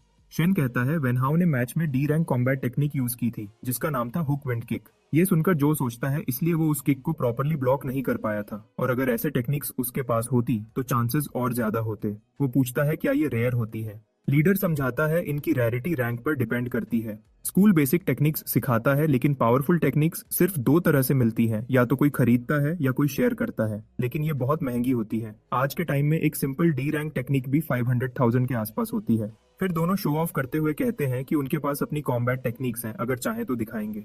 जो सोचता है ये दोनों तो बहुत अमीर लगते हैं जिनके लिए इतनी बड़ी अमाउंट कुछ भी नहीं। तब अचानक उसके दिमाग में ख्याल आता है कि ये दोनों से पूछा जाए कि क्विक पैसा कमाने के रास्ते क्या हैं। तो वो उनसे पूछता है क्या कोई फास्ट वे है पैसा कमाने का, लेकिन साथ ही वो कहता है वो कोई इलीगल काम नहीं करेगा जैसे कि बैंक लूटना। जो कि बात सुन के शेन गंजू को एक मशवरा देता है। वो उसे कहता है अगर तुझे पैसा जल्दी चाहिए तो तेरे पास सिर्फ एक ऑप्शन है, ब्लैक वाटर डिस्ट्रिक्ट। मतलब गन उसे एक ऐसी जगह के बारे में बताता है जहां लोग तेजी से पैसा कमा लेते हैं, लेकिन वो जगह सेफ नहीं होती, वहां इलीगल काम, ब्लैक मार्केट डील्स और डेंजरस लोग रहते हैं। लेकिन सू तुरंत मना करती है और उसे कहती है ऐसी बकवास मत करो। गन कहता है उसने सुना है वहां कुछ भी हो सकता है, लेकिन स्कूल ने स्टूडेंट्स को उस एरिया में जाने से मना किया हुआ है। उसके बाद लीडर पूछता है हमारे लड़के से कि उसे टेक्निक के लिए कितने पैसे चाहिए, तो वो कहता है लगभग 300,000। तब वो दोनों तुरंत अपने अकाउंट्स चेक करते हैं, लेकिन पता चलता है कि वो दोनों बिल्कुल कंगाल हैं। इसी दौरान हमारा लड़का सोचता है कि चाहे जो हो जाए वो स्कूल के बाद ब्लैक वाटर डिस्ट्रिक्ट जाके देखेगा, क्योंकि उसे अभी पैसा जरूरत से ज्यादा चाहिए। फिर वो मैप्स का यूज करके उस डिस्ट्रिक्ट तक पहुंचता है और सोचता है कि ये तो उसके घर के काफी करीब है। अब उसके कपड़ों से कोई नहीं समझ सकता कि वो स्टूडेंट है, क्योंकि उसने स्कूल यूनिफॉर्म नहीं पहनी होती। वो एक बॉस टाइप आदमी से पूछता है कि वो इस डिस्ट्रिक्ट के बारे में क्या सोचता है, लेकिन उसे कोई जवाब नहीं मिलता। उसके हिसाब से आउटर जोन में स्ट्रॉन्ग फाइटर्स नहीं होते और उसका पावर लेवल 4 ऑरेकल के बराबर है, इसलिए उसे लगता है कि वो यहाँ के लोगों को आसानी से हैंडल कर लेगा। वो सोचता है अगर सिचुएशन खराब हुई तो कम से कम वो सेफ भाग तो जाएगा। थोड़ा और आगे बढ़ने पर उसे लगता है कि ये एरिया सच में छोड़ा हुआ है और सोचता है क्या ये ही मिरेकल जोन है। लेकिन फिर अचानक उसे कुछ हल्के फुटप्रिंट्स दिखते हैं। वो फुटप्रिंट्स उसे एक हिडन सीक्रेट पाथवे की तरफ ले जाते हैं। आखिर वो मिरेकल जोन F पहुंच जाता है। धीरे धीरे वो उस पाथवे से गुजरता है। मिरेकल जोन के अंदर वो देखता है कि हर तरफ गंदगी और इलीगल काम चल रहे हैं। वो सोचता है कि कोई भी इस जगह के बारे में बात नहीं करता, क्योंकि यहाँ कोई कानून नहीं है और पैसा कमाने के लिए कोई भी चीज की जा सकती है। ये सब देखकर उसके दिल में एक उम्मीद की छोटी सी रोशनी जगती है कि शायद वो यहाँ से अपना कर्जा चुका सके। अचानक वो उन गूंज से कहता है जो उसे पीछे से फॉलो कर रहे थे कि कब तक उसका पीछा करते रहोगे। उनमें से एक गूंज कहता है कि उसके सिक्स्थ सेंस बहुत शार्प है, वो तो प्लान बना रहा था कि जब ये बिल्कुल केयरलेस हो जाए तब अटैक करेगा, लेकिन अब सब बदल गया है और वो सबके सामने पीटेगा। वो कहता है उसने ऐसे लड़के पहले भी देखे हैं, अमीर घर के बच्चे जो रूप बदलकर ब्लैक वाटर डिस्ट्रिक्ट आते हैं और फिर उनके शिकार बन जाते हैं। जो सोचता है ये बंदा बिल्कुल इडियट है क्योंकि मैं खुद तो बिल्कुल कंगाल हूँ। गून कहता है कि वो एक ऑरेकल है, इसलिए अगर उसने भागने की कोशिश करेगा तो कोई फायदा नहीं, बेहतर यही है कि अपने पॉकेट खाली करे वरना जिंदा नहीं बचेगा। ये सुनकर हमारा लड़का कहता है कि तुम लोग तो बड़े बदतमीज हो, और एक ही स्ट्राइक में वो गूंस के लीडर को बेहोश कर देता है। बाकी दोनों गून गुस्से से पागल हो जाते हैं कि उनका लीडर इतनी आसानी से कैसे गिर गया। तभी अचानक दोनों एक साथ उस पर झट से दौड़ते हैं पीछे से वार करने के लिए, लेकिन अचानक कुछ लकड़ी के क्रेट्स दोनों पर गिरते हैं। इसी दौरान एक मिस्टीरियस लड़की तुरंत आके हमारे लड़के का हाथ पकड़ लेती है और कहती है मेरे साथ चलो। फिर वो दोनों वहां से भाग जाते हैं। वो लड़की उसे लेकर एक हिडन सेफ प्लेस तक पहुंचती है, जो उसका शुक्रिया करता है, लेकिन असल में ये उसके लिए बहुत हैरानी की बात होती है क्योंकि दो गूंस को हराने के बाद वो उनसे सवाल करने वाला था कि वो दोनों किस काम में इन्वॉल्व हैं। अब लड़की ऐसे एक्ट करती है जैसे वो जो को पहले से जानती हो और पूछती है कि वो यहाँ क्या कर रहा है, लेकिन तुरंत वो पैनिक हो जाती है। उसे याद आता है कि उसे अपनी आइडेंटिटी छुपानी है। जो उससे पूछता है क्या वो असल में उसे जानती है, लेकिन वो टॉपिक बदल देती है और कहती है कि उसने बस उसका नाम उसके कॉलर पर पढ़ा। जो अपना नेम टैग नोटिस करता है उसे भी अभी ही पता चलता है कि उसका नेम कॉलर पर लिखा हुआ है। तब वो तुरंत उस टैग को रिमूव कर देता है। वो सोचता है ये अच्छा है कि लड़की उसे नहीं जानती और उसका शुक्रिया भी अदा करता है। दूसरी तरफ लड़की खुद भी खुश होती है कि उसने अपनी असली आइडेंटिटी रिवील नहीं की। वो लड़की उसे एडवाइस देती है कि अपनी इन्फॉर्मेशन अच्छी तरह छुपाए क्योंकि ये एरिया बहुत डेंजरस है, और कहती है कि वो उसे यहाँ से बाहर निकाल देगी, लेकिन जो मना कर देता है क्योंकि वो यहाँ पैसा कमाने आया है। जो डिसाइड करता है कि वो यहाँ से वॉक अवे करे क्योंकि अगर लड़की को पता चल गया कि वो स्टूडेंट है तो वो बहुत चिंता में आ जाएगा। फिर जब जो चला जाता है, लड़की सोचती है कि वो डेफिनेटली जानती है कि वो कौन है और सोचती है कि एक स्टूडेंट मिरेकल जोन में क्या कर रहा है। जब उसने जो कुछ हुआ उसे स्ट्रेंज फीलिंग आई, लगता है कि वो ऑलरेडी ऑरेकल बन गया है। इसी दौरान जो एक मास्क खरीदता है ताकि उसकी आइडेंटिटी लीक ना हो। वो सोचता है कि अभी तक उसने पैसा कमाने का कोई तरीका नहीं ढूंढा। अचानक एक स्ट्रेंजर उसके पास आता है और उसे कहता है कि वो यहाँ का लोकल टूर गाइड है। वो कहता है कि वो जो के सारे सवालों का जवाब दे सकता है। ये सुनकर जो क्यूरियस हो जाता है और पूछता है क्या वो जानता है कोई ऐसी जगह जहाँ वो क्विक पैसा कमा सकता है। ये सुन के गाइड बहुत खुश होता है क्योंकि उसे लगता है कि अब उसे एक और पार्टिसिपेंट मिल गया है। फिर वो उसे प्राउडली कहता है कि उसे फॉलो करे। गाइड जो को एक फाइटिंग अरीना ले जाता है। जो पूछता है क्या ये अंडरग्राउंड फाइट क्लब है। गाइड कहता है बिल्कुल सही, और यही फास्ट कैश कमाने का मोस्ट एफिशिएंट तरीका है। गाइड एक्सप्लेन करता है कि आज विनर को प्राइज मनी मिलेगा और साथ ही बेट का पैसा भी। ऑरेकल्स भी फाइट्स में पार्टिसिपेट करते हैं, इसलिए ये matches high risk high reward होते हैं। जो ऑनगोइंग फाइट देखकर सोचता है कि डेफिनेटली उसके पास जीतने का चांस है। गाइड उससे पूछता है क्या वो पार्टिसिपेट करना चाहता है क्योंकि वो उसके लिए बेटिंग चिप्स अरेंज कर सके। जो कहता है कि वो प्राइज मनी के लिए अपना चांस जरूर लेगा। फिर अचानक वही मिस्टीरियस लड़की फाइट क्लब में एंटर करती है और जो को ढूंढने लगती है। वो देखती है जो रिंग के अंदर खड़ा है और सोचती है कि वो यहाँ क्या कर रहा है। वहाँ एक अगली गाय जो के सामने बड़ा एरोगेंट एक्ट करता है और उससे कहता है क्या वो पावरफुल फाइटर है, लेकिन जो एक ही स्ट्राइक में उसे नॉकआउट कर देता है।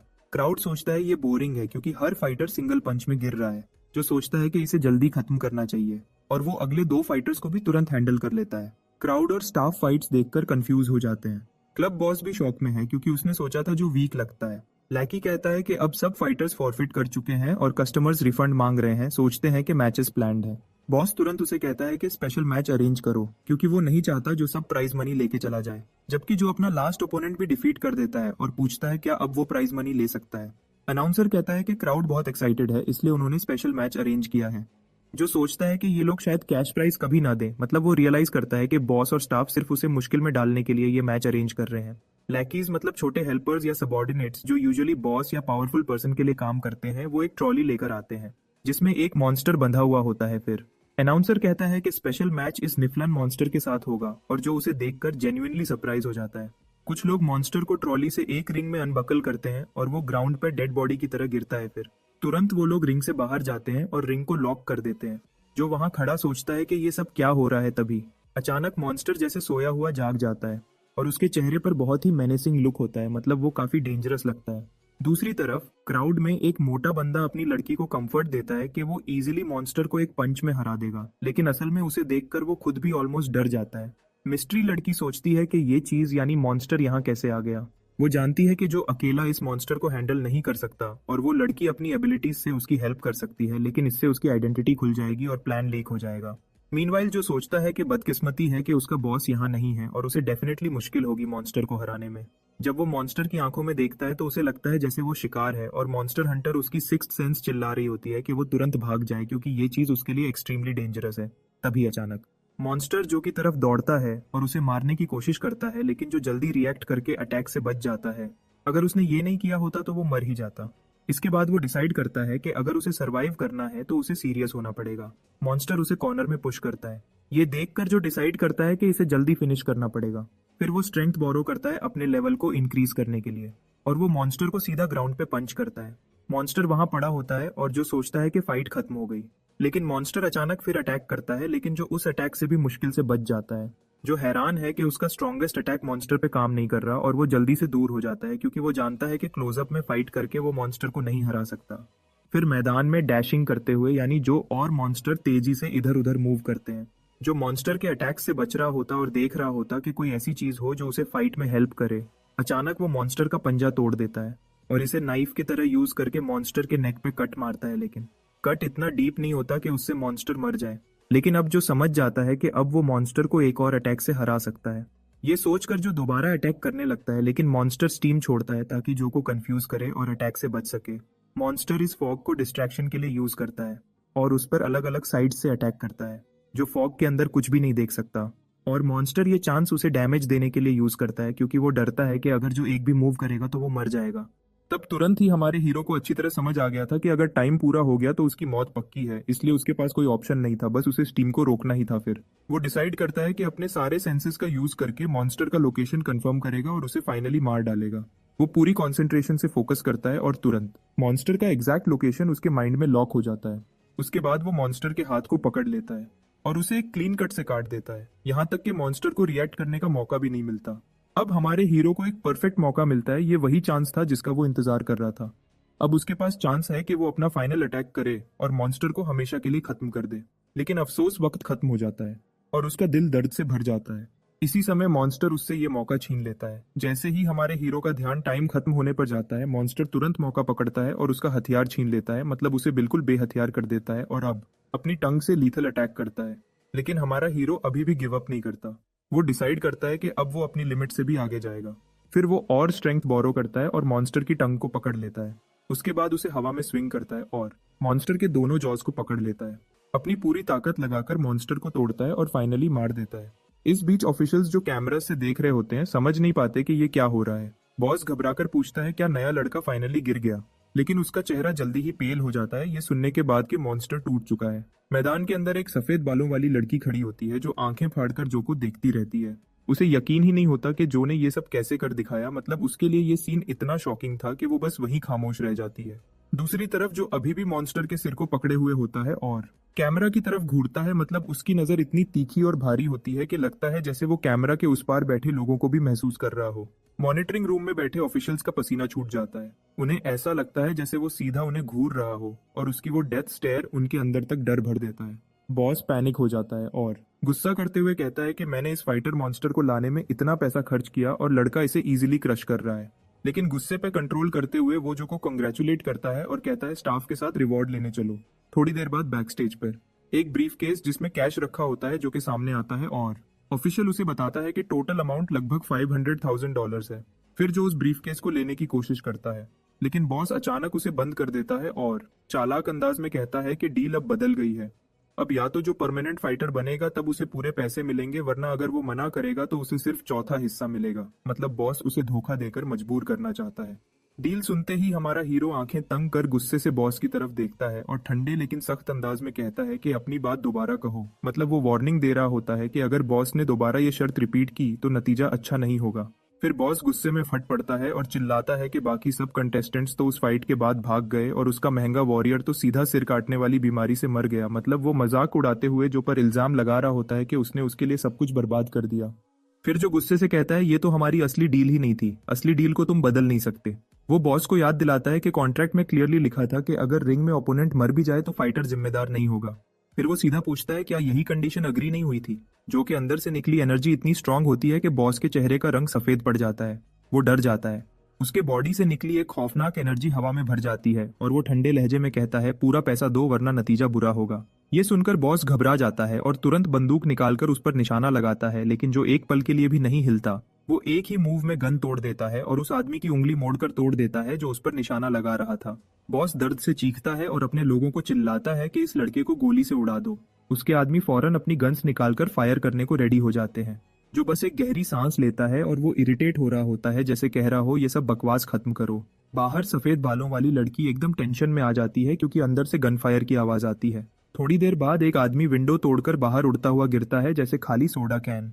जो लोग नीचे खड़े होते हैं वो शॉक में उस आदमी को देखते हैं और सोचने लगते हैं क्या यहाँ कोई मूवी शूट हो रही है। सफेद बालों वाली लड़की तुरंत समझ जाती है कि ये सब हंगामा जो का ही काम है। अंदर हमारा हीरो बिना डरे बॉडीगार्ड्स को धुआं बना रहा होता है। उसे फर्क नहीं पड़ता कि उनके पास गन्स हैं। एक टकला गुंडा अपनी बंदूक उठाकर उस पर गोली चलाने की कोशिश करता है, लेकिन जो उसका सिर पकड़ता है और सीधा उसका सर दीवार के अंदर दे मारता है।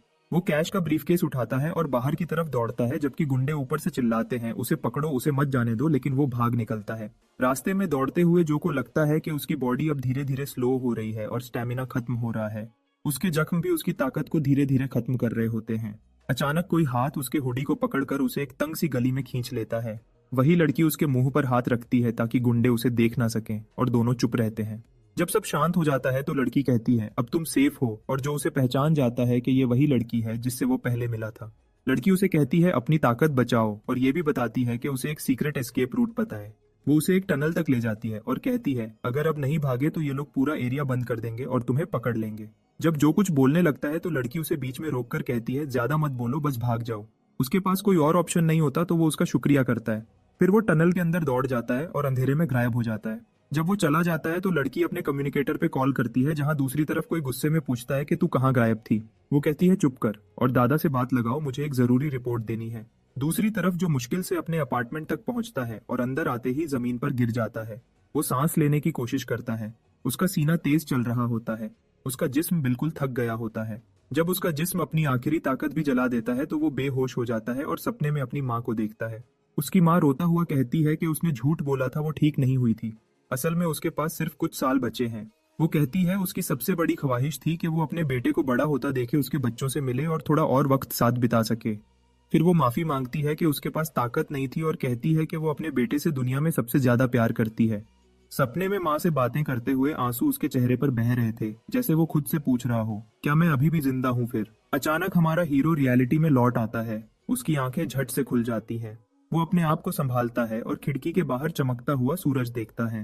वो धीरे से बैठता है, तब उसे एहसास होता है कि वो अभी भी जोचन के घर के अंदर ही है। तब एक गहरी सांस के साथ उसके दिल से राहत का एहसास निकलता है। कम से कम वो जिंदा तो है और सेफ जगह है। तभी एक आवाज उसके दिमाग में गूंजती है, तू फाइनली जाग गया, और वो थोड़ा घबरा जाता है। वो पूछता है कि डीमन तुम कुछ दिनों से कहाँ था, लेकिन वो जादुई किताब कोई बहाना बना के कहती है कि काम में बिजी थी। फिर वो सवाल उलटा कर देता है, तू क्या कर रहा था जो 2 दिन तक बेहोश पड़ा रहा। उसके जवाब मिलने से पहले ही डीमन खुद समझ जाता है कि वो अंडरग्राउंड अरीना में घुस गया होगा और अपनी एनर्जी ज्यादा जला दी और एक मॉन्स्टर से टकरा गया था। गोल्डफिंगर जोर से चिल्लाता है, पागल हो गया है क्या, इतनी रिस्की हरकत क्यों की। हीरो मुस्कुराता है पर वो छुप नहीं सकता। डीमन उसे वार्न करता है, तेरे पास इतनी पावर नहीं कि मैं तुझे दूसरी बार वापस ला सकूं। अपनी जिंदगी की कीमत समझ, ये तेरा दूसरा मौका है। ये सुनकर जो हल्का सा मुस्कुराता है और कहता है थैंक्स मेरे पीछे नजर रखने के लिए। गोल्डफिंगर का गुस्सा शांत हो जाता है और वो उससे कहता है जो मॉन्स्टर तुमसे लड़ा था वो इस दुनिया का नहीं लगता। ये सुनकर जो को उस लड़की की याद आती है जो उसने उस श्रापित जगह में देखी थी, पर वो ख्याल झटक देता है। उसका फोकस अभी सिर्फ लेवल अप पे होता है। तभी उसे उसका कल रात वाला रिवॉर्ड याद आता है। वो तुरंत ब्रीफकेस खोलता है और अंदर के नए क्रिस्प नोट्स देखता है। डीमन उसका मजाक उड़ाता है कि तुमने अपनी जान दांव पर लगा दी सिर्फ पैसों के लिए। जो हंसते हुए कहता है, कम से कम अब टूर्नामेंट तक मुझे अपने कर्ज की चिंता तो नहीं होगी। फिर वो अपनी चोट को देखता है और कहता है मुझे ये इंजरी ठीक करनी पड़ेगी क्योंकि उसे फिर स्कूल वापस भी जाना है। और वो सिर हिलाते हुए बोलता है, उफ उफ, हॉस्पिटल, बैंक और क्लासेस सब एक ही दिन में। तभी वो हॉस्पिटल में जाता है। वहाँ डॉक्टर उसका चेकअप करता है और कहता है जख्म जल्दी भर जाएगा, बस इसे साफ रखना। डॉक्टर हैरान होकर पूछता है, तुम ऑरेकल हो क्या। वो कहता है हाँ। ये सुनते ही डॉक्टर तुरंत अपना मोड बदलता है और उसे मेंबरशिप प्लान बेचने लगता है। जो गुस्सा होकर कहता है बस नॉर्मल मेडिसिन दो। वो सुकून से खुद से कहता है अच्छा हुआ जो मॉन्स्टर की जुबान जहरीली नहीं थी। डॉक्टर उसे ऑइंटमेंट बॉटल देता है, लेकिन जैसे ही जो उसे पकड़ता है वो हैरान हो जाता है। वो पूछता है ये बॉटल चमक क्यों रही है। डॉक्टर कहता है अरे भाई ये तो नॉर्मल कंटेनर है। लेकिन जो को क्लियरली दिख रहा होता है कि वो बॉटल ही उसके हाथ में चमक रही है। वो मानता नहीं। डॉक्टर फिर से उसे हॉस्पिटल का मेंबरशिप प्लान लेने को कहता है जिसमें काउंसलिंग सेशंस यानी दिमाग के स्ट्रेस और इमोशनल प्रॉब्लम्स के लिए बातें करने वाली थेरेपी भी होती है, लेकिन जो उसे इग्नोर करते हुए वहां से निकल जाता है। कॉरिडोर में चलते हुए वो महसूस करता है कि आसपास एक अजीब सी एनर्जी फ्लो कर रही है। वो अपना हाथ आगे करता है, उसकी उंगलियों से रोशनी निकलती है। तब उसे समझ आता है ये स्टार एनर्जी है। उसे अपनी अंडरग्राउंड फाइट याद आती है और वो सोचता है कि शायद उस युद्ध की वजह से उसके अंदर छुपी हुई कोई नई पावर एक्टिवेट हो गई है। फिर वो मुस्कुराते हुए सोचता है कि अगर मैं अब स्टार एनर्जी महसूस कर सकता हूँ तो मैं इसे और ज्यादा तेजी से अब्सॉर्ब कर सकता हूँ। तभी एक आदमी वहां से गुजरता है जिसके पास से ग्रीन कलर की पावर लाइट निकल रही होती है, जो उसके सामने अपने आप को नॉर्मल दिखाने की कोशिश करता है। जब वो आदमी चला जाता है, जो फिर से उस तरफ देखता है और पसीने में भीग जाता है कि इस आदमी की स्टार एनर्जी तो नेक्स्ट लेवल की है। तभी वो हरे बालों वाला आदमी रुकता है, कुछ महसूस करता है, क्या किसी ने मुझे स्कैन किया, पर फिर कंधे ऊंचा कर चला जाता है। फिर उसके कम्युनिकेटर से आवाज आती है, एलियन स्टार को तुरंत ढूंढो, समझे। ग्रीन बालों वाला बी बाय आदमी कम्युनिकेटर में बोलता है कि शांत रहो, मैं कुछ दिन के लिए इस देश में ही रहने वाला हूँ। उसके सामने वाली आवाज उसे याद दिलाती है कि बॉस की फ्यूचर प्रिडिक्शन ने एलियन स्टार को एक बॉस टियर खतरा बताया है, इसलिए उस पर हर वक्त नजर रखनी जरूरी है।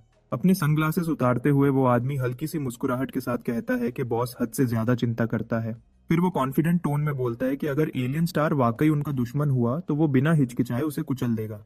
अगले दिन स्कूल में प्रिंसिपल हमारे हीरो को डांट रहा होता है कि वो ना क्लास में आता है ना उसका फोन उठाता है, जो सॉरी बोलता है और कहता है कि वो कुछ पर्सनल काम में फंस गया था। प्रिंसिपल का अंदाज थोड़ा नरम पड़ जाता है और वो अब गुस्सा कम और फिक्र ज्यादा दिखाता है। फिर पूछता है क्या बात टूर्नामेंट से रिलेटेड है। वो बूढ़ा प्रिंसिपल सर हिलाकर कहता है कि उसे जो पर पूरा भरोसा है टूर्नामेंट के लिए, लेकिन पूछता है अगर वो किसी मुश्किल में है तो क्या स्कूल उसकी मदद कर सकता है। वो उसे याद दिलाता है कि स्कूल का सबसे बड़ा मकसद है एलीट ऑरेकल्स को सपोर्ट करना। जो मुस्कुराता है और कहता है कि फिक्र मत करो, मैं टूर्नामेंट में पूरी मेहनत लगा दूंगा। ये सुनकर प्रिंसिपल चैन की सांस लेता है। थोड़ी देर बाद शेन और सू भागते हुए आते हैं और पूछते हैं कि क्या हुआ था। शेन याद करता है कि जो ने पहले एक कॉम्बैट टेक्निक के बारे में बोला था। फिर वो अपनी पॉकेट से कुछ निकालता है। वो एक क्रेडिट कार्ड निकालकर बताता है कि उन्होंने मिलकर 3 लाख जमा किए हैं ताकि जो उसे अपनी टेक्निक के लिए यूज कर सके और वो बाद में चाहे तो पैसा वापस कर दे। ये सुनकर जो हैरान रह जाता है, उसे यकीन नहीं होता कि इन दोनों ने उसकी बात को इतना सीरियसली लिया है। फिर वो उनका शुक्रिया अदा करता है और उन्हें बताता है कि अब उसने अपना प्लान बदल लिया है और वो अब उस टेक्निक को लेने का नहीं सोचा है। इतने में वेनहाउ आ जाता है। वेनहाउ थोड़ा शर्मा हुआ लगता है और माफी के तौर पर 50,000 ऑफर करता है अपने पहले के रूड बिहेवियर के लिए, जो उसे धन्यवाद कहता है। लेकिन सू फौरन उससे सवाल पूछने लगती है, जैसे कि वो देखना चाहती हो कि उसके पीछे कोई छुपी हुई चाल तो नहीं है। वेनहाउ सच बोल देता है कि उसने पहले जो को अगली कहा था और अब वो उसके लिए सॉरी कहना चाहता है। अब वो चाहता है कि सब दोस्त बन जाएं। सू हल्की आवाज में जो से पूछती है कि क्या हमें इसे ग्रुप में लाना चाहिए, तो जो कहता है कि उसे कोई प्रॉब्लम नहीं। सू वेनहाउ से पूछती है कि क्या उसे चौथा मेंबर बनने से कोई प्रॉब्लम नहीं, तो वो कहता है रैंकिंग मैटर नहीं करती, लेकिन फिर मजाक में उसे ऑर्डर देता है कि 1 बॉटल पानी ले आ। इस बात पर दोनों के बीच बहस शुरू हो जाती है, जबकि जो मुस्कुरा के सोचता है कि अब उसके पास अच्छे दोस्त हैं। सीन आगे बढ़ता है। वो ट्रेडमिल पर रनिंग कर रहा होता है और सोचता है कि ऑरेकल्स फिजिकल ट्रेनिंग के दौरान ज्यादा एनर्जी अब्सॉर्ब करते हैं, लेकिन उनकी अब्सॉर्प्शन स्पीड बहुत स्लो है। ट्रेनिंग गियर लगाने के बावजूद ज्यादा एनर्जी लीक हो जाती है और जो सोचता है कि शायद इसी वजह से बहुत लोग लेवल 1 से आगे नहीं बढ़ पाते। वो डिसाइड करता है कि उसे कोई नया और इफेक्टिव तरीका ढूंढना होगा। तभी शेन एक आइडिया देता है कि डुअल मैच ट्राई करते हैं, ये सोलो ट्रेनिंग से ज्यादा इफेक्टिव होता है। ये सुनकर जो के दिमाग में एक थॉट आता है कि सच में उसने अपनी न्यू एबिलिटी भी फाइट के टाइम पे ही हासिल की थी। वो शेन को ऑर्डर देता है कि सबको बुला लो। कुछ मिनट बाद शेन और सू दोनों मिलकर उस पर कंबाइंड अटैक करते हैं और वो उनका हर मूव डिफेंड कर लेता है। ट्रेनिंग खत्म होने पर वो उन्हें रेस्ट करने का कहता है और बताता है कि वो 1 घंटे से ज्यादा प्रैक्टिस कर रहे हैं। सू कहती है कि उसे लगा था वो मजाक कर रहा है जब उसने आपस में मैच का बोला था, लेकिन शेन कहता है कि ये ट्रेनिंग मेथड सच में पावरफुल है। फिर वो वेनहाउ की तरफ देखता है और कहता है अब तेरी बारी है। वेनहाउ कॉन्फिडेंट स्माइल के साथ लड़ने को तैयार हो जाता है।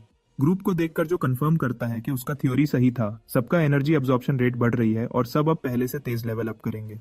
अब वो खुद के लिए सोचता है कि उसकी नेचुरली हाई अब्जॉर्प्शन एबिलिटी होने की वजह से वो टेस्ट को और आगे बढ़ा सकता है, क्योंकि इस दुनिया में सप्लीमेंट्स को डाइल्यूटेड बनाया जाता है ताकि वो सेफ रहे, लेकिन जिनके पास कम अब्जॉर्प्शन होती है उनके लिए वो काम नहीं करते। लेकिन बोरो पावर स्किल 100 गुना ज्यादा कॉन्सेंट्रेटेड है और अगर कोई उसे बिना कंट्रोल के अब्जॉर्ब करे तो उसका बॉडी लिटरली फट जाएगा। लेकिन अगर वो उस पावर के फ्लो को कंट्रोल कर ले और धीरे धीरे अब्जॉर्ब करे तो शायद वो बहुत तेजी से लेवल अप कर सकता है, जैसे किसी ने इम्पॉसिबल को पॉसिबल बना दिया हो। ये सोचकर जो अपनी स्किल एक्टिवेट करता है और तुरंत उसके आसपास से एक जबरदस्त रोशनी की लहर निकलती है जो हवा को हिलाने लगती है। एनर्जी की पावर इतनी ज्यादा होती है कि वो खुद भी थोड़ा सा हिल जाता है।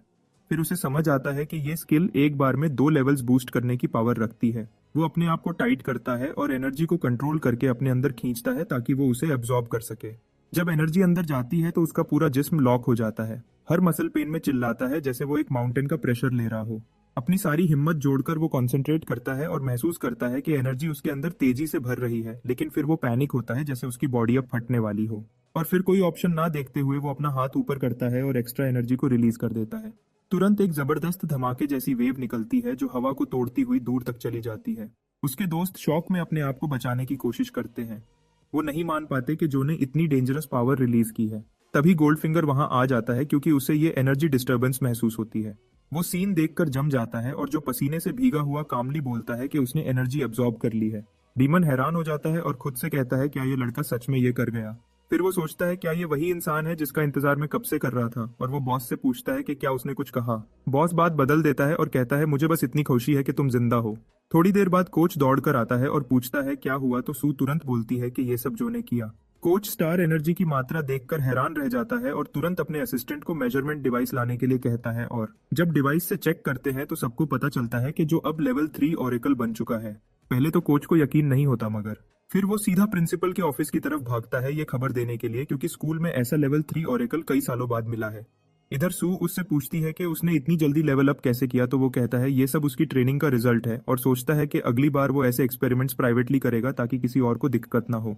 ये सुनकर तीनों फ्रेंड्स एक्साइटेड हो जाते हैं और अपनी ट्रेनिंग और इंटेंस कर देते हैं। दूसरी तरफ जो बॉस से पूछता है कि इस बार उसने उस पर गुस्सा क्यों नहीं किया। बॉस मुस्कुराता है और कहता है कि अब तो मैं आदत डाल चुका हूँ। गोल्डफिंगर उसे एनकरेज करता है कि अगर वो चाहे तो अपनी फुल पावर यूज करे ताकि जल्दी स्ट्रांग बन सके, क्योंकि उसे जो की स्ट्रेंथ चाहिए होती है। पर जो कहता है टेंशन मत ले, उसने ऑलरेडी बहुत सारी स्टार एनर्जी स्टोर कर ली है, और जैसे ही वो नए पावर लेवल में स्टेबल होगा वो एक और लेवल अप करेगा। ये सुनकर बॉस बिल्कुल चुप हो जाता है। टाइम तेजी से गुजरता है और कंपटीशन का वक्त आ जाता है, और हमारा हीरो बिना रुके ट्रेनिंग करता रहता है जैसे कोई मशीन हो, और आखिर वो कंपटीशन वाला दिन आ ही जाता है। पूरा ग्रुप एक्साइटमेंट में वेन्यू के अंदर एंट्री लेता है। सू खुशी से कहती है कि उसे यकीन नहीं हो रहा कि वो यहाँ तक पहुंच गई है, और कहती है कि उसकी माँ उस पर प्राउड करती। शन थोड़ा नॉलेज झटक कर बोलता है कि इस साल सबसे बड़ा क्राउड आया है। तब वेन हाओ उसे थोड़ा टीज करता है और पूछता है कि क्या वो लेवल 4 ब्रैकेट के लिए रेडी है। शन थोड़ा इरिटेट होता है क्योंकि वो लेवल अप नहीं कर पाया, लेकिन जो बस स्माइल करता है। उसके दिमाग में प्रिंसिपल की बात घूमती है कि पूरी कोशिश करना, और अगर सिचुएशन ज्यादा खतरनाक हो तो बस फॉरफिट कर देना, क्योंकि जीने में कोई शर्म नहीं है, हर बार लड़ाई जरूरी नहीं। और वैसे भी लेवल 3 और 4 का अरीना यानी मैदान अलग है। तीनों अलग अलग डायरेक्शन में चलते हैं ताकि अपने अपने मैच के लिए रेडी हो सकें। इधर प्रिंसिपल और कोच वीआईपी एरिया में आते हैं। दोनों बच्चों की तरह एक्साइटेड लगते हैं। कोच कहता है ये वही लग्जरी मोमेंट है जिसका हम इंतजार कर रहे थे, और अब सब कुछ पॉसिबल हो गया है क्योंकि आज हमारा स्कूल फाइनली लेवल 4 ब्रैकेट में एक फाइटर भेज रहा है। और तभी प्रिंसिपल वैंग अचानक वहां अपीयर होता है। प्रिंसिपल वैंग मुस्कुराते हुए जो कि प्रिंसिपल को बधाई देता है कि सिर्फ कुछ महीनों में उसने 2 हाई लेवल स्टूडेंट्स तैयार कर लिए हैं, लेकिन प्रिंसिपल नम्रता से कहता है कि ये सब उसका काम नहीं था बल्कि स्टूडेंट्स की मेहनत थी। वो बस उनकी जरूरत पूरी करता रहा, और साथ ही वो वैंग का भी शुक्रिया अदा करता है क्योंकि उसने कंपटीशन के बारे में जरूरी जानकारी दी थी। वैंग बताता है कि रिफॉर्मेशन के बाद सरकार ने फैसला किया है कि जो स्कूल्स जीतेंगे उन्हें ग्रांट्स मिलेंगी, और इसी वजह से इस साल कंपटीशन का लेवल और मुश्किल होगा। अचानक एक घमंडी आदमी कहता है कि कोई जाहिल यानी एक गांव का आदमी जबरदस्ती वीआईपी लाउंज में घुस आया है और सबको परेशान कर रहा है। प्रिंसिपल जवाब देने लगता है, लेकिन वैंग उसे रोक देता है और कहता है कि उनसे पंगा मत लेना, क्योंकि ये सब वो प्रिंसिपल्स हैं जिन्होंने पहले ये टूर्नामेंट जीता हुआ है। प्रिंसिपल कहता है कि वो सब बातें पुरानी हो गई हैं, अब कोई नहीं जानता कि इस दफा का विनर कौन होगा। तभी सफेद बालों वाला आदमी टॉन्ट करता है कि इस सीन को अच्छे से देख लो और एंजॉय करो, क्योंकि ये तुम्हारे लिए पहली और आखिरी बार है जब तुम ऐसी जगह पर आए हो। कोच थोड़ा परेशान होकर प्रिंसिपल से पूछता है कि क्या स्टूडेंट्स इतने हाई लेवल कंपटीशन के लिए तैयार हैं, क्योंकि उनका ये पहला एक्सपीरियंस है। वैंग मुस्कुराकर कोच से पूछता है कि उसे अपने स्टूडेंट्स के बारे में क्या लगता है। कोच फक्र से कहता है कि सब टैलेंटेड हैं, और जो तो एक प्रोडिजी है जो किसी भी जीनियस से ज्यादा गिफ्टेड है। प्रिंसिपल कहता है कि हमें बस उन पर यकीन रखना चाहिए, बाकी वो खुद अपना आप साबित करेंगे। ऑडियंस में जो कि क्लास भी उसके लिए चीयर कर रही होती है। क्लास रिप्रेजेंटेटिव बहुत एक्साइटेड है, पर अंदर से थोड़ा नर्वस भी, क्योंकि वो पहली बार ऐसी जगह आई है।